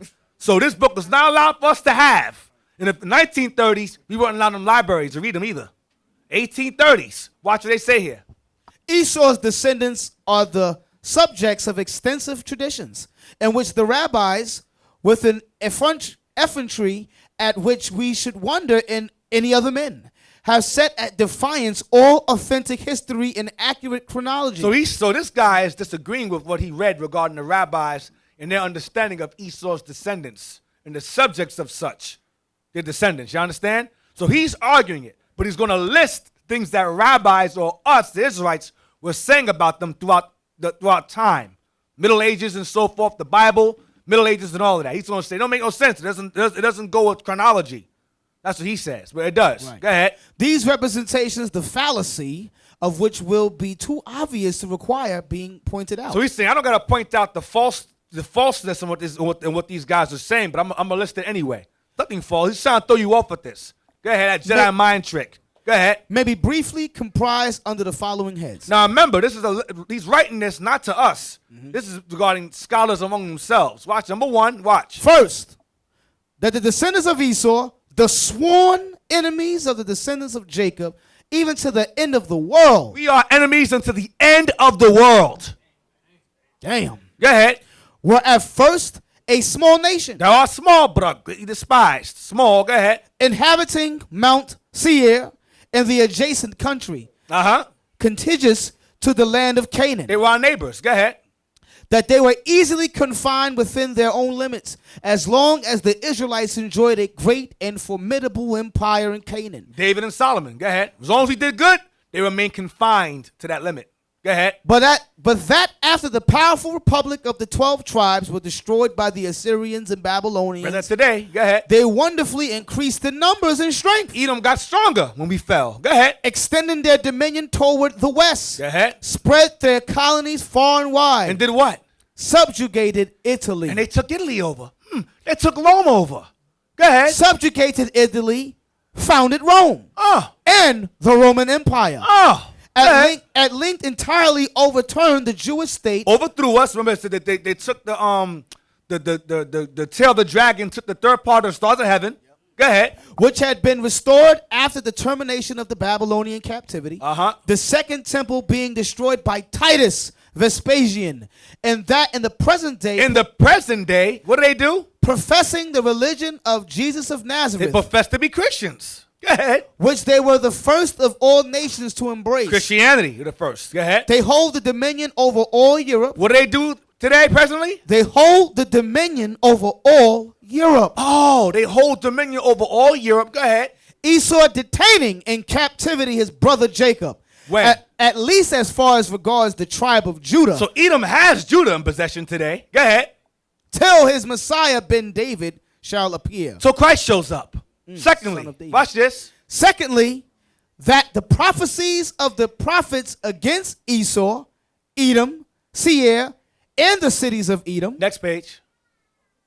Cities of Edom. Come on, hold in suspense. Especially those of Isaiah, Jeremiah, and Obadiah have not yet received their full accomplishment. They haven't taken place yet. Go ahead. For that though the house of Esau has experienced some particular judgments of God. They got some judgments. Go ahead. On account of the injuries at different periods of time inflicted upon Israel. Go ahead. Yet the final vengeance on account of that last and greatest injury, the destruction of the second temple by Titus and the transportation of the Jews into captivity, in which they are still most opprobriously detained, in which there are still most to this day in captivity, the Jews, go ahead, is yet impending over it, to be executed in the time of the Messiah. Go ahead. That this is foretold by the prophets in all their denunciations of the severest plagues against the house of Esau. The severest plagues, like we read in Revelations last week and the week before that. The cities of Edom and Mount Seir, which all belong to Rome. And who else? And the Christians. That's Spain. Edomites, Christians. Go ahead. And that the fate of Christians at that time will be far more dreadful than that of the Mohicans. Arabs. The punishment of Christians will be worse than those of Islam. Mohammedans. Go ahead, watch this. Thank you. Abarbanel is a Jew. Go ahead. Abarbanel particularly says the slaughter of the Turks in the future battle will not be so great as that of the Christians. Go ahead. For many of the Turks will escape, according to Isaiah chapter 19. But of the Christians, Obadiah says, there shall not be any remaining of the house of Esau. So he called Esau Christians because they're the founders of Christianity. That's what he's talking about. Next one. Go to the next book I have. Diaspora, but page 151. Page 151. I want that next. Let's see. Go down. This is a Jew mourning over the death of another Jew that was killed by the Arabs. That was killed by a caliph. His name was Hai. And he taught the Talmud, the Babylonian Talmud, to Israel, to the Jews, and he was eventually killed. And a Jew named Samuel speaks about him. Watch what he says. Go down to the bottom. All I want is the bottom, right there. Hey, Deacon, Yeah. stop calling out the name of the book. I didn't just say Yes, diaspora. I think you said that. I said no? diaspora. That's what Yeah, I I told. I did say it, but that's only half of it. Go to Truth Has Departed. This is Samuel mourning over Hai who died. Watch what he says. Truth has departed from Pumbedetha in Surah. Samuel Ibn Nagdala, later known as Hag Najid, the prince. Right, Samuel Ibn means son of Nagdala, known as the prince. Go ahead. Lamented. Hai has gone down into the grave, leaving no son. He died leaving behind no son because he was killed by the caliph. Go ahead. Never again will the Torah come into its ancient port. Because he was teaching it. Go ahead. But he has children. But Hai, who died, leaving no children, he left behind students. His children were called the students. Go ahead. But he has children in the lands of the Arabs. Hai had left children behind in the lands of the Arabs. Go ahead. And in those of Edom. What's Edom called? Edom called? The Christian regions of Europe. Oh, go ahead. Whom he raised in the spirit of the Talmud and taught to be masters. So the lands of Edom were called the Christian regions of Europe. Give me Wikipedia, please. The lands of Edom, the Christian regions of Europe. Let's read some Christian regions of Europe. Let's see. Go down, please. Go down. Go over right there to the right. Blow it up. Move it over to the right. All I want is that. Christianity in Europe. That's all I want. Blow it up and move it right over. Christian regions in Europe. What are these regions? Where are they located? Well, obviously Europe. Let's see which parts of Europe. Bring it down. Right there. That's all I want. Read those, please. Christianity in Europe.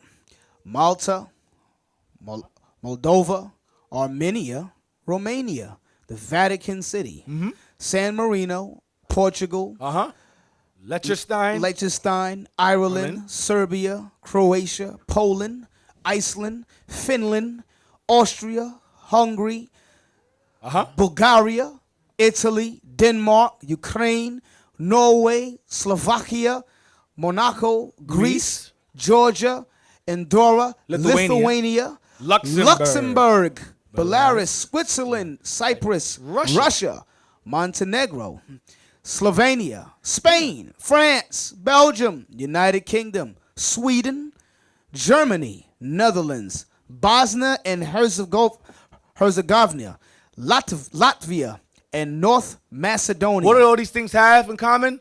They're all the 7 heads and 10 horns. Every ounce of them. That's the 7 heads and 10 horns. That's the Christian regions of Edom. You cannot deny the red dragons Edom anymore. That's over. That day ends tonight. That's it. It's a wrap. All 7 heads and 10 horns is all listed above there. Right. Every one of them. UK, Russia, Spain, Greece, Ireland, Poland. It's there. And more. If you confuse Estonia's Czech Republic, Albania, Sweden, Germany, United Kingdom. That's 7 heads and 10 horns. Hey, this right here, everything we just read right there encompass what? The beast. That's it. The beast. That's it. All right. So you notice that they're all the house of Edom. that's all Edom. All Edom. All Edom. That's what our forefathers said to the guy. Said this is impossible. It's not. It's not impossible. Let you know, it says the lands of Edom are the Christian regions of Europe. We read them earlier. We read all of them. They're all there. That's all the 7 heads and 10 horns. With that, happy Purim, peace of Purim. Say shalom. Thank you. Shalom. Hey, Deacon, man. Yo, we miss you, bro. It been, we ain't got nothing new from you in a minute. You understand? You see that book right there, man? That's some historical facts right there. Sometimes some niggas, they be like, they don't believe the Bible. So when we brought out stuff that was written in slavery when you couldn't even read, this is right. When they made laws for us not to read, these is the things they had in their book. You understand? These is what they had in their book. And what they do, a lot of these books, they don't publish them no more, and they make it a way where we cannot access it. And if one of us access it and able to bring out the stuff we bring out, they make it, now the book go up to $3,000, $10,000. So now we are not going to give the names on none of the books. You understand? And everything we just read in the book right there, everything Deacon brought out, it's substantiated in the Bible. Right. It's in the Bible. So it's not to say, some people like, they depending on books. We ain't depending on books. The books that we bringing out is substantiating what the Bible say. You understand? Okay, Deacon the historian, Deacon Aiton the historian, thanks for the history. All praises to the Most High, man. Man, then you notice that, they've been playing, even though when we was in slavery, these book was sending to their own people, man. You understand? They know who they are. You understand? They was sending to their own story and the history. That it's one thing about Edom, you guys don't understand. They search things out. It's not like us. We just get, them that search things out to the deeper. You understand? Then when you're looking at the way, even though you're looking at the King James that come from, what's that place in Boston? No, there's a place in, forget the thought pop in my head. Yeah, they're showing you, even though to their precept, sometimes their precept is on point. You understand? Their precept they put together is on point. They're showing you their scholar. You understand? They're people that make these things, that search these things out. That's why, like Deacon Athan was able to show you, even though when they was in Rome, they will call themselves Jew. You understand? So now we bring these people know who they are. So that's why now us preaching, you notice us preaching in the street, every law start changing. You notice that? Now they're a nation now. They're not a religion group. Now they're a nation now. Yeah, and there is not no freedom. The bishop said this a couple months back. There is no freedom of religion when it comes to the Israelites. You understand? Because why? The teachings, once you teach the proper understanding of this Bible, guess what's going to happen? The end is going to come. You all understand that? The end is going to come once the proper understanding of this Bible is being taught. And that's what's going on this earth right now. You know what I mean? So that's why laws is going to be set up and geared towards, they're going to try to put it blanket as the law is against everybody. But it's really geared to stop the Israelites from teaching and waking up the 12 tribes of Israel. You know what I mean? Because when that happens, the end is going to come. You know? Yeah, man, then you notice that the other nation pay attention to what we teaching. You understand? The Arab paying attention. Every nation paying attention to what we preaching. So they look at so-called Jews today. They say, these guys not the real people. You understand? According to what these guys saying, they got proof You understand what they're saying? That you guys have to understand. Like this week, I had a chance to look at the so-called Rockefellers, the so-called guys that earn that society. When you're looking at these people, they're not in it for money, man. They don't have money is not an issue towards these people. You understand? It's the control of mind. Then I was listening to a guy, which I think he make plenty sense. He said, listen, he said, when Google come out and give their free phone, you can jump to their free. He said, the phone was not important to Google. It's the information that costs money. You know what I mean? They call it the information. They call it some type of name. Not info. Yeah, the data. The data. That's how they make money. Now they're saying that the reason, when you're looking at it in the black community, the reason that they can choose for you what you're going to buy before you even buy it, they read your body language. They read things that you buy. They read everything. Then one guy said, we can think for you before you even make the thought because they're showing you've been programmed. The Bible is the only book that, but why do you think Christ said the truth going to set you free? Free from what?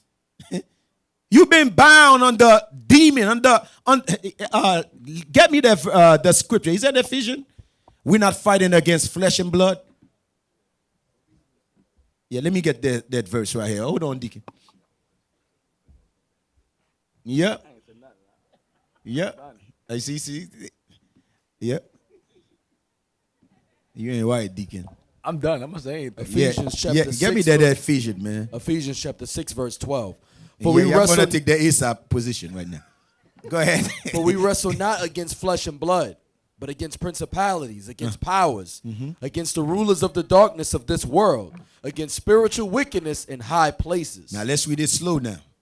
For we wrestle not against flesh and blood. Yeah, back then, man, how we war. We war, you did something against us, we're going to gather people, we're going to fight against you.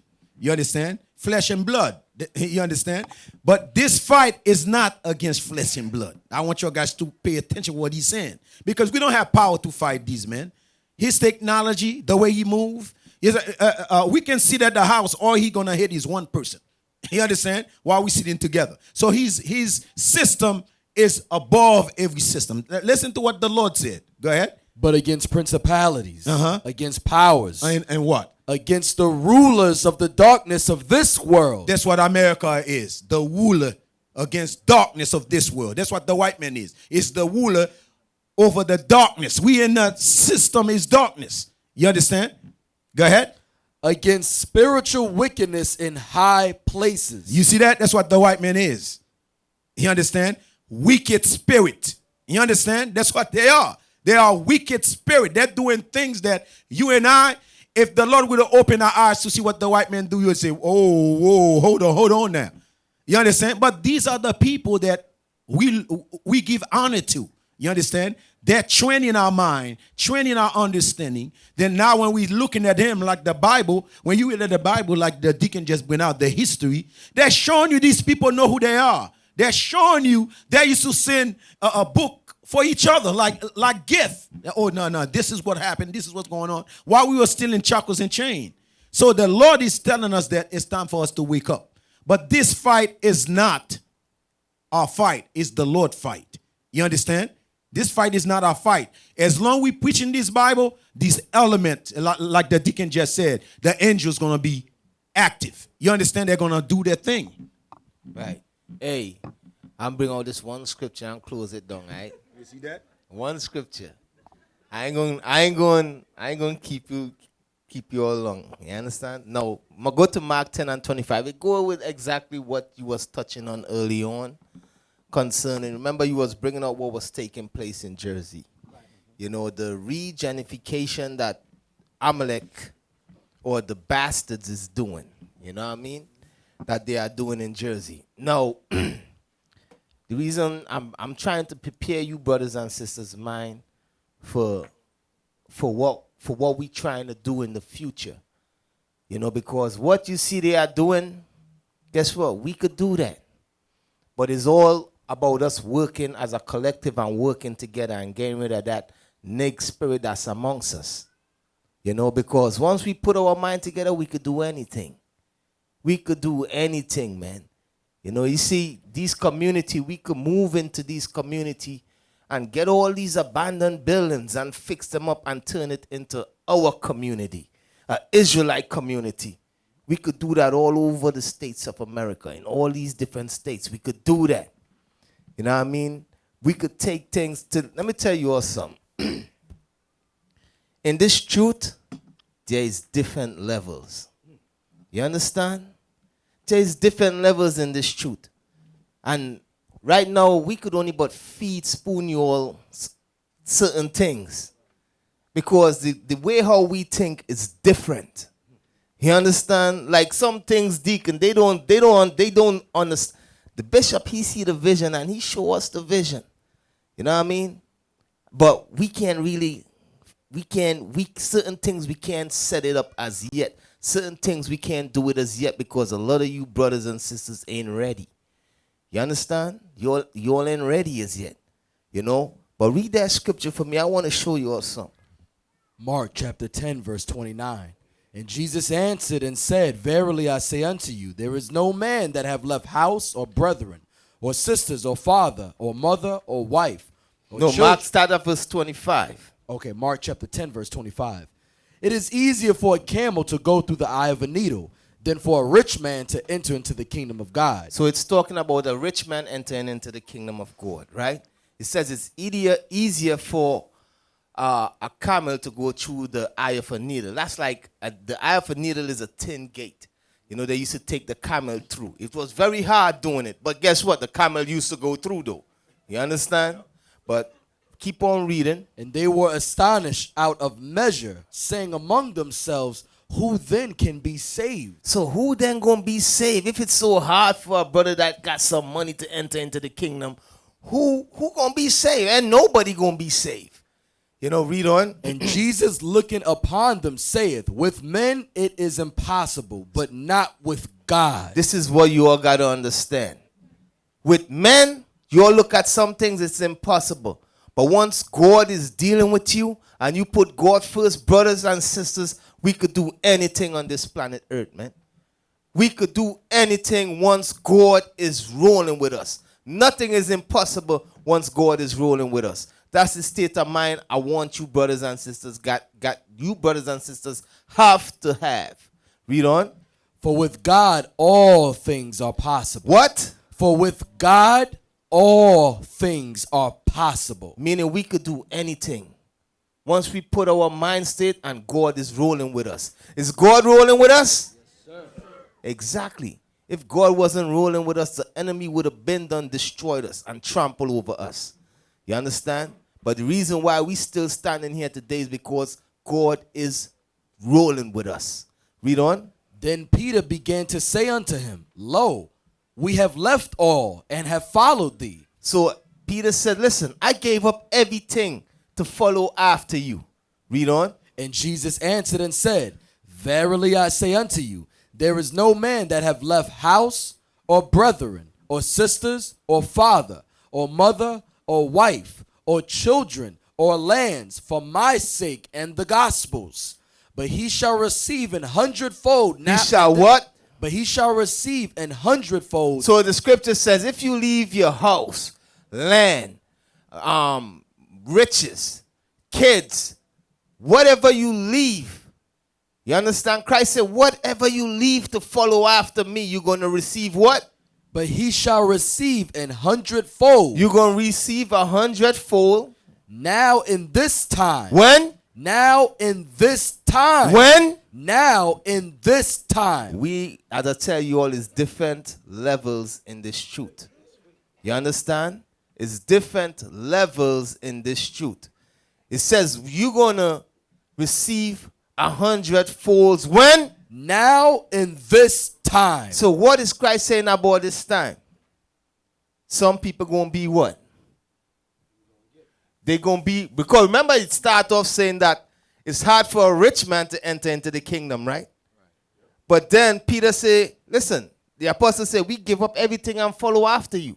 We give land, house, and all of this. Christ said, listen, if you was rich, if you give up everything and follow after me, you're gonna get it back a hundredfold in this time. If it's house land, you're gonna get it back a hundredfold in this time. If it's brother, sister, you're gonna get back a hundredfold brothers. I got thousands of brothers and sisters. You know what I mean? We are all out, you understand?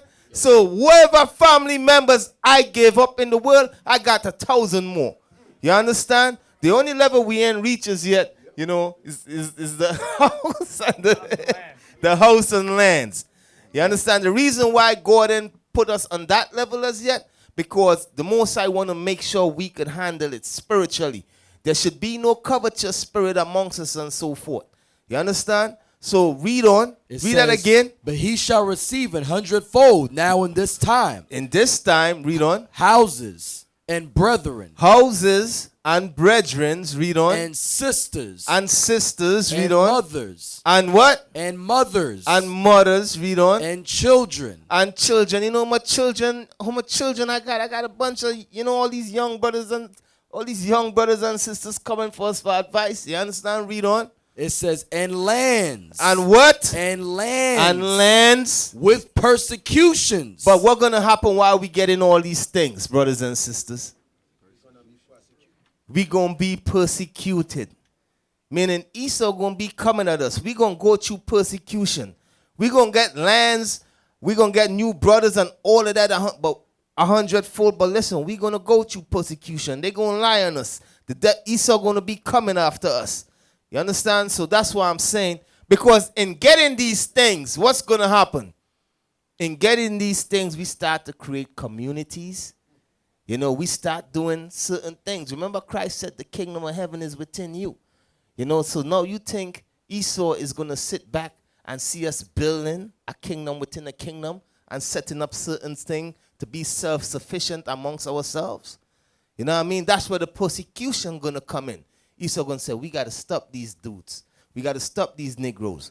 But in the persecution, the Most High is going to always deliver us. You brothers and sisters understand that. You know, that's why I tell you all, it's different levels to this truth. There's more. We just ain't trying to scare you all. It's different levels to this truth. You know, keep on reading. Yeah, you know what's so, man, while you bring that verse out, that is a level of faith. Right. The level of faith is, even though that's why you see that the Lord know who can do the job. You understand? You notice that even though brothers and sisters that have been among us, you notice that they're trying to make us look evil. You notice that?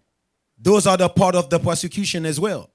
Because the Lord know we're going to make this verse in a reality. Because the Lord know we believe. He's saying these guys are the one who are going to make this thing come to pass. But guess what? Among us, we have brothers and sisters. You understand? They're not in this for this. You understand? Then you notice what Christ said. What was the world you left? The world of a mother, wicked mother, a world of a wicked father, a world of a wicked cousin, a wicked uncle. You understand? We all have something to say about our family, right? But Christ said, don't worry about these people. That's what Christ said. Let the dead bury the dead. You understand? Us, this is a new world in Christ. Let's build it. The brother, the sister is going to be all about Christ. It's not going to be the brother, the sister that think carnal. You understand? You cannot make it out of here carnal. You have to make it in a spiritual, you understand, level of believe that God can do all things. Right. So, yo, finish that off and let's shut it down. It says, and in the world to come. And where? And in the world to come. So in this world and the world to come, brothers and sisters, whatever you all gave up, you all could have riches and all of that. And you all gave it up, house, land, whatever, to follow after Christ. Christ said he's going to bless you in this world and the world to come. You understand? Read on. Eternal life. And in the world to come, you're going to live forever. Imagine that, brothers. Imagine that, sisters. You living forever. You ain't dying. Yeah. You understand? You ain't dying. You know? For real. We don't die. We multiply. Yo, you know what you went out? You know, like what's make it so heavy, Deacon? It's the fact of the matter is you remember that thing started in Acts 2. That's what you went out today, bro. Acts 2. You remember the rich man? They have to give, you know what I mean? They have to, you know what I mean? We have to go among each other. The one who got more, you understand? Let's give. So the next one. That's why we cannot war with covetous. If any of us got covetous, we're not going to see the vision. That's why in Acts 2 was a perfect example. You understand? Those who have that much, they'll win it. You understand? Say, yeah, I got 2 houses. I'm going to give one. You understand? I'm going to keep mine. You understand? Then if I have a lot of money, I'm going to give money to help others. So we can be in one mind, in one spirit. But if you have a brother, all you want to do is the American dream. He cannot see what we're preaching. You understand? He only care for himself. Yeah, man. So, you all get ready. You understand? Get ready. We're going to be doing some big things. The vision, we got the vision. You understand? The vision is there. You know, once you are ready, we're going to take it to another level. You understand? Once you are ready, we're going to take it to another level. You know, so you all just get your mind together and prepare yourself. So we're going to shut it down now. Any announcements? No, I got one more thing. We're going to take it by force. By force, meaning that we're not going to ask nobody for it. Like, white man, can we get this loan? Hell no, we're going to get our own loan. You understand? That's what I mean when I mean by force. We're not going to ask nobody. You understand? We just going to go among us and do what we're supposed to be doing. You understand? Announcements.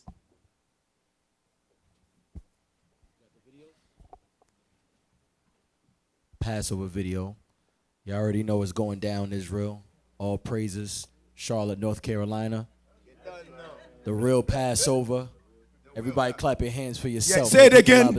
Say it again. I like the way you say it. Say it again. It's the real Passover. Oh, see, that's who's going to happen where? Charlotte, North Carolina. That's what I'm talking about. Your guys, All man. right. If that thing passes your head, it's on you. Just meditate on it like Bishop said. Look, Chew on it. if you can't make it, we understand. You still have a good time, keep it in righteousness, but Jerusalem is going to be in Charlotte this year.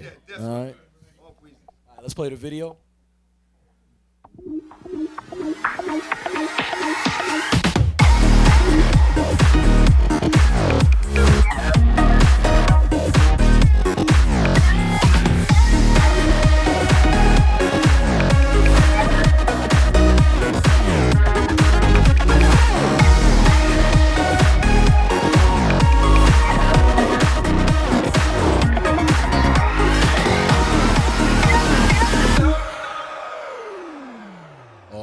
All praises. Let's give a round of applause for that video right there. You already know. Yeah, what was that? Turn it up. Here we go. Then go ahead, spin it like a helicopter. One jot, one tittle. Cut the ceiling fan on, make your shoulders drop. Yeah. It's my song right there, man. Then go ahead, spin it like a Benjavites. helicopter. Yeah. Let's go. We like the party. Tell them play the Make sure Hebrew y'all tunes, buy let's y'all get it tickets. started. Eyes on the DJ, tell them turn up the volume. Cause we want dancing, we don't want no problems. Left those at the house and I March forgot about 19th, them. 8 Cause tonight is the p.m. Lord's We're gonna be night, doing we a concert partying again. all night. Our minds on the Lord and ain't nobody in fist fights. If they try and bring the drama, tell them to can I think say- twice. Cause I'm trying to have a good. So listen, for those of you all that missed the first concert, the first original royalty concert, that's what you all just saw right there. You know what I mean? That was fire. That was hot. For those of you all that missed it, man, you all missed out on something great, man. You understand? So now we're gonna have we have a concert that's gonna be going on. You understand? Around the same time of Passover, not on the Passover, but around the same time in one of those days. Yes, sir. Yes, You sir. understand? The On the 19th. You feel what I'm saying? The week before. You're right to clear it out. You know Yeah, how because you people know work. some people like, oh, they're keeping a concert on the Passover. No, it's not the Passover. It's not. It's the same week that we heading out there for the Passover. So you're the week before. You understand? So you all come out and let's have a great time. You know, you're going to be able to see a lot of your artists from original royalty. You understand? So you all come out and support, man. Let's do it big. You understand? All right, so here's another announcement. All second They got payment- another video, bro. Another video. Yeah, thank you, Cap. Baby Elder, thank you. I'm trying to hold it, Cap. I'm sorry, I apologize, man. I'm trying. Shalom, brothers and sisters. Charlotte, Deacon Yahweh North Carolina here, is going Israel down. United in Christ, as we celebrate our Passover 2020 in Charlotte, North Carolina. We're going to have many great things happening at this Passover. We got great restaurants, shops, theaters, a 5-star hotel, brothers and sisters. So don't miss it. Register. Passover is waiting for you. Let's get busy, y'all. Kill him with it, Uzi dance. You too boozy, nice. Kill him with it, Uzi dance. You too boozy. Kill him with it, Uzi dance. You too boozy, nice. Kill him with it, dance. Ever fresh on my garments clean. Every feast stay the same routine. Me step out in on my self-esteem. But them a tell me say me too extreme. Start of the youth, we are the talk of the tongue. The next best thing them can't water we down. Me feel too clean to walk on the ground. Do the dance, cause the vibes can't done. Boy, them a pray my crew. All praises, all praises. Yo, Captain Yon. Yes, sir. Yeah. I got an announcement to make, Deacon. No, I just want to apologize to you. Oh no, it's But- okay. Sir. Man, don't apologize to that brother. No. That's my captain, man. That's my All right, captain. so right there. here it is. All second payments are overdue and must be paid immediately. We will create a video for those that are having issues making the final payment. Do not send any payments directly to PayPal. There are only a few hotel rooms left, so book your rooms now on the Passover registration website. Those who have confirmed their hotel rooms will be receiving calls from the Royal Event Planning Admin team to verify your attendance. Lastly, you can also purchase your tickets for the Original Royalty concert on the Passover registration website. Please send an email to write this down, info@royaleventplanning.net. That's info@royaleventplanning.net with any questions regarding Passover 2020. Yo, Cap, have them put it up. I love it. Go ahead. Put it up real quick while I make another announcement. Brother Reuben from Boston is no longer a Greek.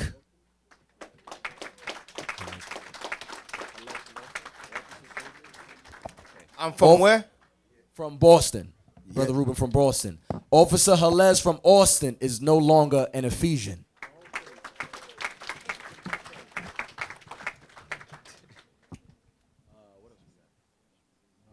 Okay, we got another video to play. Where we at? Complete Man. This is out of Dallas, Texas, right? This is the 300 Complete Man. Let's play this real quick. The man. Is it in you? Do you have the formula to be the man?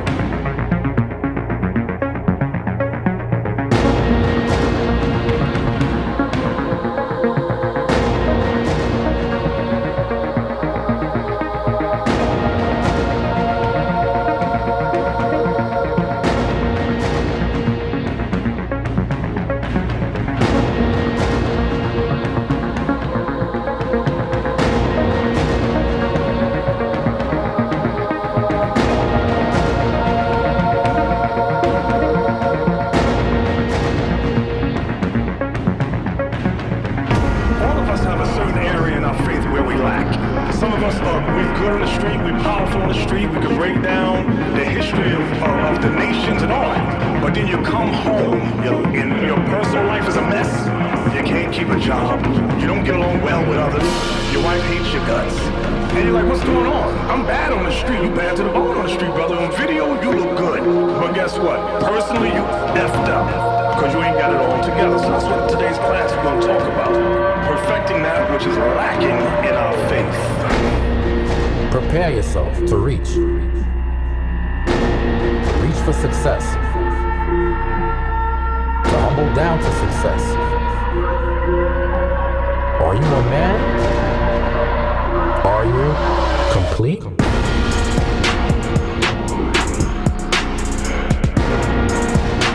No, that's hard right there, man. All praises. Brothers out there in Texas, clap your hand for yourself. Yeah, man. You All know, right. so the complete man. So wherever you brothers is lacking at, that's a good program. You know, it's a good program that, you know, you get into to become the complete man. You know, a lot of time we be lacking at certain aspect in our life.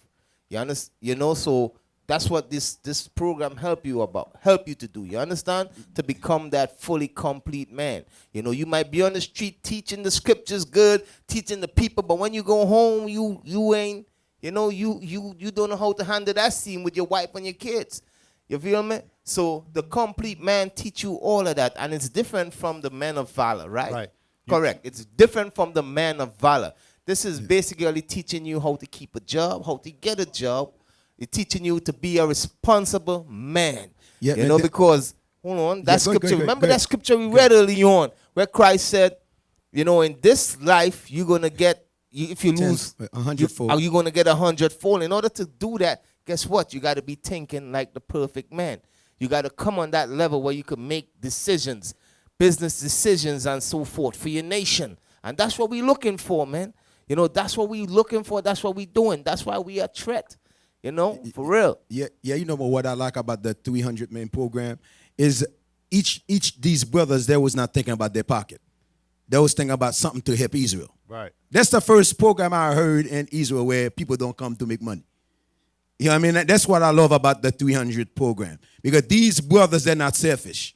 You know, they know Israel need it. They're put together and say, you know what? I'm going to help my people. You understand? Even in the men conference, man, I applaud these men, man. Right. This is basically the next step after the Men of Valor program, all right? So registration is limited, so be sure to register with your camp leader. Registration fee can be paid in 3 installments. It will cover the workbook, your shirt, and overall expenses. Don't be slack. We need officers to register, all right? That's the 300, the complete man. Yeah, I don't know. I might join that. I want the business aspect of it, you know what I mean? When I said the business aspect, you know, I gotta train myself to talk like a businessman.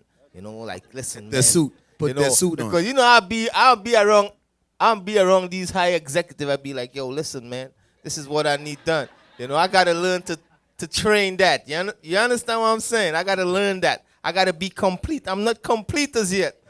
Help me. Yeah, Captain Isaac. You know, you see, Iton always be watching me to make sure I say the right thing because I be saying some crazy stuff sometimes. I just say, please don't say nothing crazy, you know. Yeah. So I need to be the complete man. Yeah, you know? Captain Isaac. Let me get one of the suit.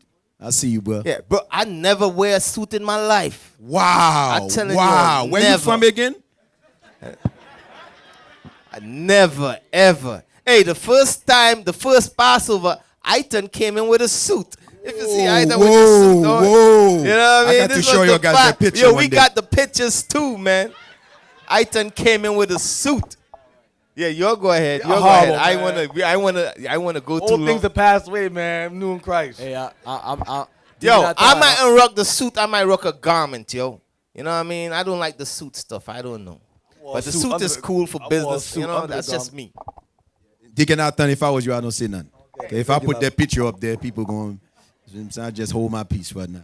Yo, he had on a suit and a little diamond earring over there. Thank you, Malachi. You know what I mean? Thank you, Malachi. Thank you very much. Any more videos? Anything else? We got Brother Ya'anah, Gad Israel from San Antonio is no longer a Thessalonian.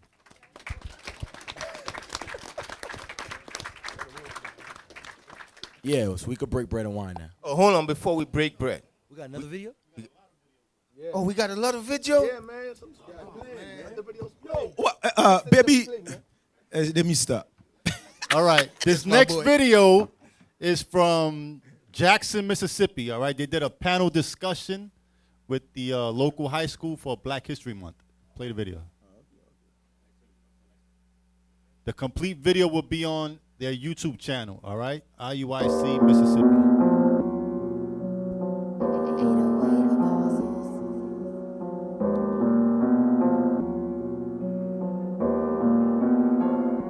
This just my perception, as seen through the Bible's perspective. A recollection, a resurrection in this suppression. A dead man walking before I found my profession. A lesson learned in correction became my obsession. I used to dream about the fast cars, fancy homes, until my mama quit that damn job. Enough bread to make a sandwich, that's a meal to me.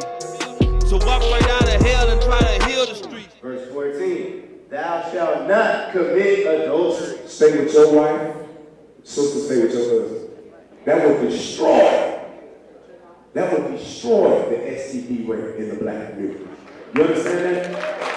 That's God. what I'm saying? That's the most high God. From the breath of life in me, I see it clearly bright as the sun. No carnal weapons, but I'm fighting, and the war's just begun until we won. All praises, all praises. Play the next video from Virginia. Hey, where they go to watch that video? That's IUIC Mississippi. The complete video will be on IUIC Mississippi YouTube channel. This is IUIC Virginia. Turn a fold, I don't know. 40 in, South go, what you six? Yeah, better know. Shalom, Israel. Most High in Christ bless. I'm Officer Noah, reporting from Scotland Neck, North Carolina. A few months ago, IUIC Virginia, we came down, we put boots on the ground, we did a fly mission here, and it went very, very well. We went from the new projects to the old projects, and the people received us with open arms. In fact, Israel, the fly mission went so good that the leadership of IUIC Virginia decided to put their monies together and purchase their very first Our History is in the Bible billboard. A lot of talk has been going around town about this billboard. People have been turning around taking pictures. Lord's will, they take this back to their congregation and ask their pastor, can you please explain Deuteronomy 28:48 and tell us why our history is in the Bible? Shalom, Most High in Christ bless. All praises, all praises. All praises, man. IUIC doing works. All right, this next video, as you may or may not know, leadership just got back from Nigeria. All right, all praises. Thank you to the Booster Club. So big up to the Booster Club. Big up Booster Club. All praises. So this is a little promo video. We landed in the west coast of Africa, Nigeria, a place booming with 300 tribes and cultures. Hot and humid, we taught the gospel to our people. God showed us they have great potential for black love and black faith. We showed them the solutions in the Holy Bible, the book of our ancestors. So we thank the Most High for choosing IUIC to glorify his name and spread his holy word. We thank you, brothers and sisters in the Booster Club, for helping us get to where we need to be. Or an oven. Or an oven. So read again. That bottom part again. And his feet. With all the beauty within, we saw also the sin. Jesus Christ is in the Bible, but worldwide, from colonialism and slavery, we have been beaten into submission to believe that Jesus Christ is Savior. Like crimes of indiscretions, like self-hate and child bait, and increasing rape and murder. Not battling for street corners, no more, but for the freedom and redemption of our people. All praise to the Most High.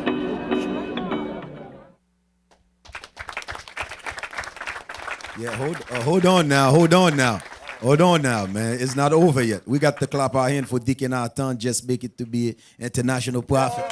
International prophet, you know what I'm saying? Doing his thing. He's doing his thing right now.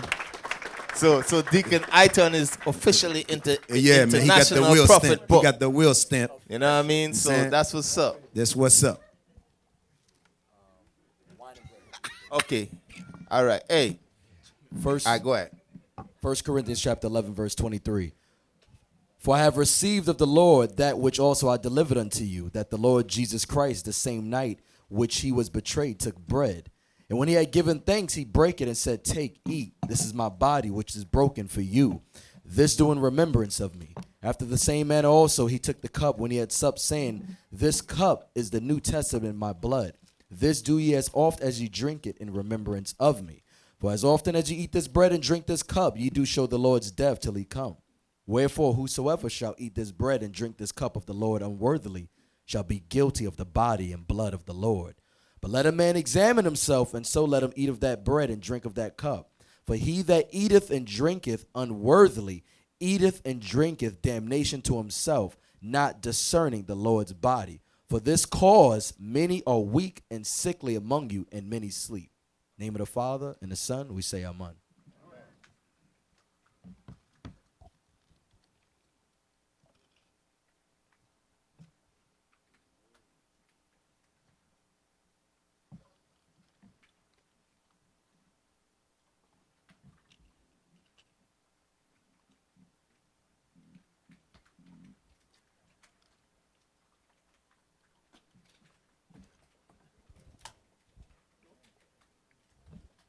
Men of Israel, faith, patience, salvation. The truth. Faith, patience, salvation. The truth. Faith, patience, salvation. The truth. Faith, patience, salvation. The truth.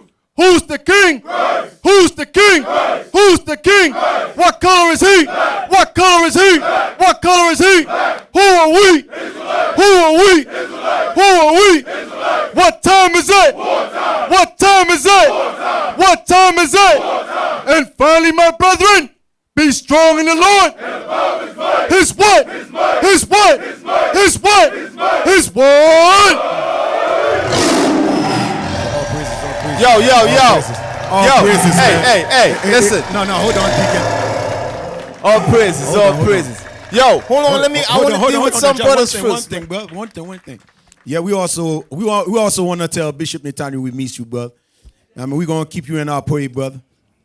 All right, and also, yo, see, that's how we do it in New York. Let me hear another. Yo, see? Yo, it's Iton, you see that? Living Machi, welcome home. Welcome home. You know what I mean? We ain't going to spin around the camera, but yo, the sisters supporting the brothers, man. You know, for real. So that's how we do it in New York. But listen, man, I want to deal with something before we shut off the camera. We still on? All right, yo, I want to deal with Deacon Malachi, a.k.a. Zerubbabel. That's his real name. No, the Deacon Malachi. A.K.A. Yeah. Man, that's what I'm telling you. You just need to change his name and get it done with.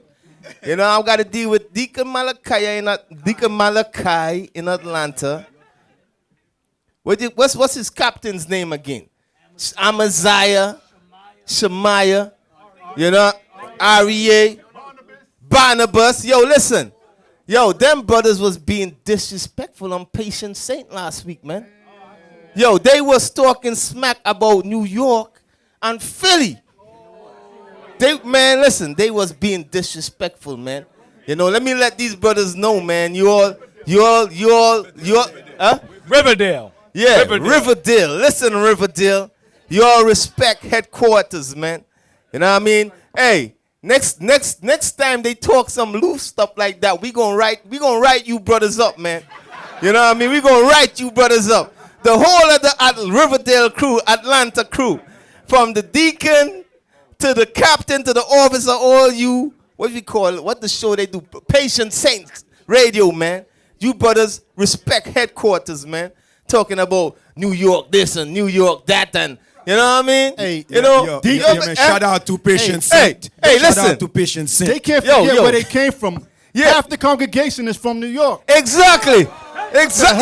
What the hell is this? Yo, Patient Saint, we love you, man. Patient Saint, we love listen. you. Yo, just want you to know that, man. To be together, man. I know, but I love Patient Saint, though. I love Patient Saint, man. Brother doing a lot of work over there. Hey, listen. So listen, man. Listen. You Atlanteans, okay? You Atlanteans, you former New Yorkers turn Atlanteans.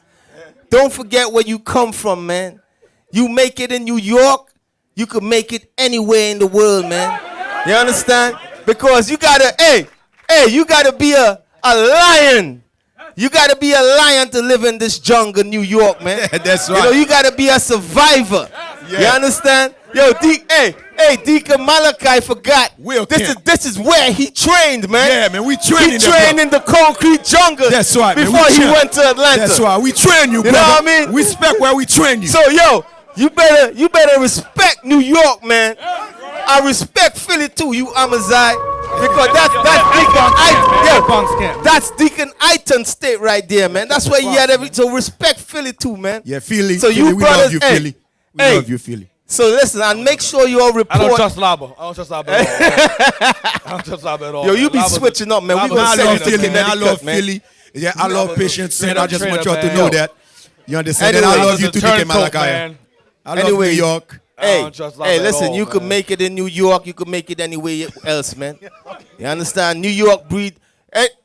That's why what we tell brothers, they got to come up how much time a year, man? Twice a year. So Malachi, Zerubbabel, make sure you report to New York, man. You and your captains, man. And stop running your mouth, man. You understand? Otherwise, we going to write you brothers up for insubordination. Yeah, man. Then guess I'm what? being disrespectful to leadership. Yeah, that's right, man. Your officers, man, make sure you make it to New York once a year, twice a year. Stay in the spirit, man. Then some of you who don't make it to New York, don't worry, man. We're gonna aim for your what is it, Captain Jan? You see, I don't call you that no more. I'm trying to work at that. What's that wink stuff? What's that? If they don't make it to New York, what we gonna do? They're gonna get demoted. Because man. you don't show no respect to headquarters, man. Then come here and get the training, just like Deacon Malachi and Whiffer there, whatever state. Yeah. Whiffer there. Deacon, you in the spirit. Remember, it takes a special spirit to pay $1,600 a month on the studio. Yeah. Whoa. Not everybody That's can do captivity. that. Yo. That's captivity, man. Yo. That's captivity. Ho. That's captivity, son. That's captivity. Whoa. Send a spirit cap. That's captivity, man. Deacon, you in Connecticut. Whoa. You in Connecticut. Don't worry about that right now. Yo, that's a Connecticut Israelite right there. So you owe to this, okay? Yo, about 1,600 right, in man. our apartments. That's like a crime, man. You're promoting crime up in New York, man. Come on, man. Yo. So brothers, I hope you all had a happy Sabbath. Happy you know feast what I mean? day too. Happy feast day. You know, we went into some crazy stuff tonight. Deacon I done bring out some heavy stuff tonight. That's right. So you all keep growing in the spirit, and you all have a blessed rest of this feast. Hold on, man. Shout out to Deacon ABL and shout out to Deacon Yaosap. Yeah, sure. No, yeah. Man, shout out to Deacon Asap. You understand that? We keep brothers in our prayer, man, so that may do great works in Israel. So we're not going to forget our brothers, man. We got to send out the shout out to these brothers who got sitting here with us. All right. Hey, definitely, Bishop, we miss you, brother. And we hope to see you next week. Where is that? Next week with a good class. A good class, because we all sick out here. We all need that medicine, brother. Right. All right? So your brothers and sisters, just clap your hand for yourself, man. You up in here. You up in here trying to change your life. That's all it's all about. Changing our life to better. Whoa, see? That's a lot of whipped cream, New York, but we're going to take it. We're going to take it. Give New York. Yeah, New York stepped that game up. Yo, I'm glad, sister. man. Shout out to New York, man. You got to clap your hand for yourself, New York. Yo, next time, don't bring us no pink cake, okay? Yo, Deacon, man. Stay in the spirit, man. I mean, you should be happy, man. They'll give you a cake. Yeah, you should be happy they'll give you a cake, man.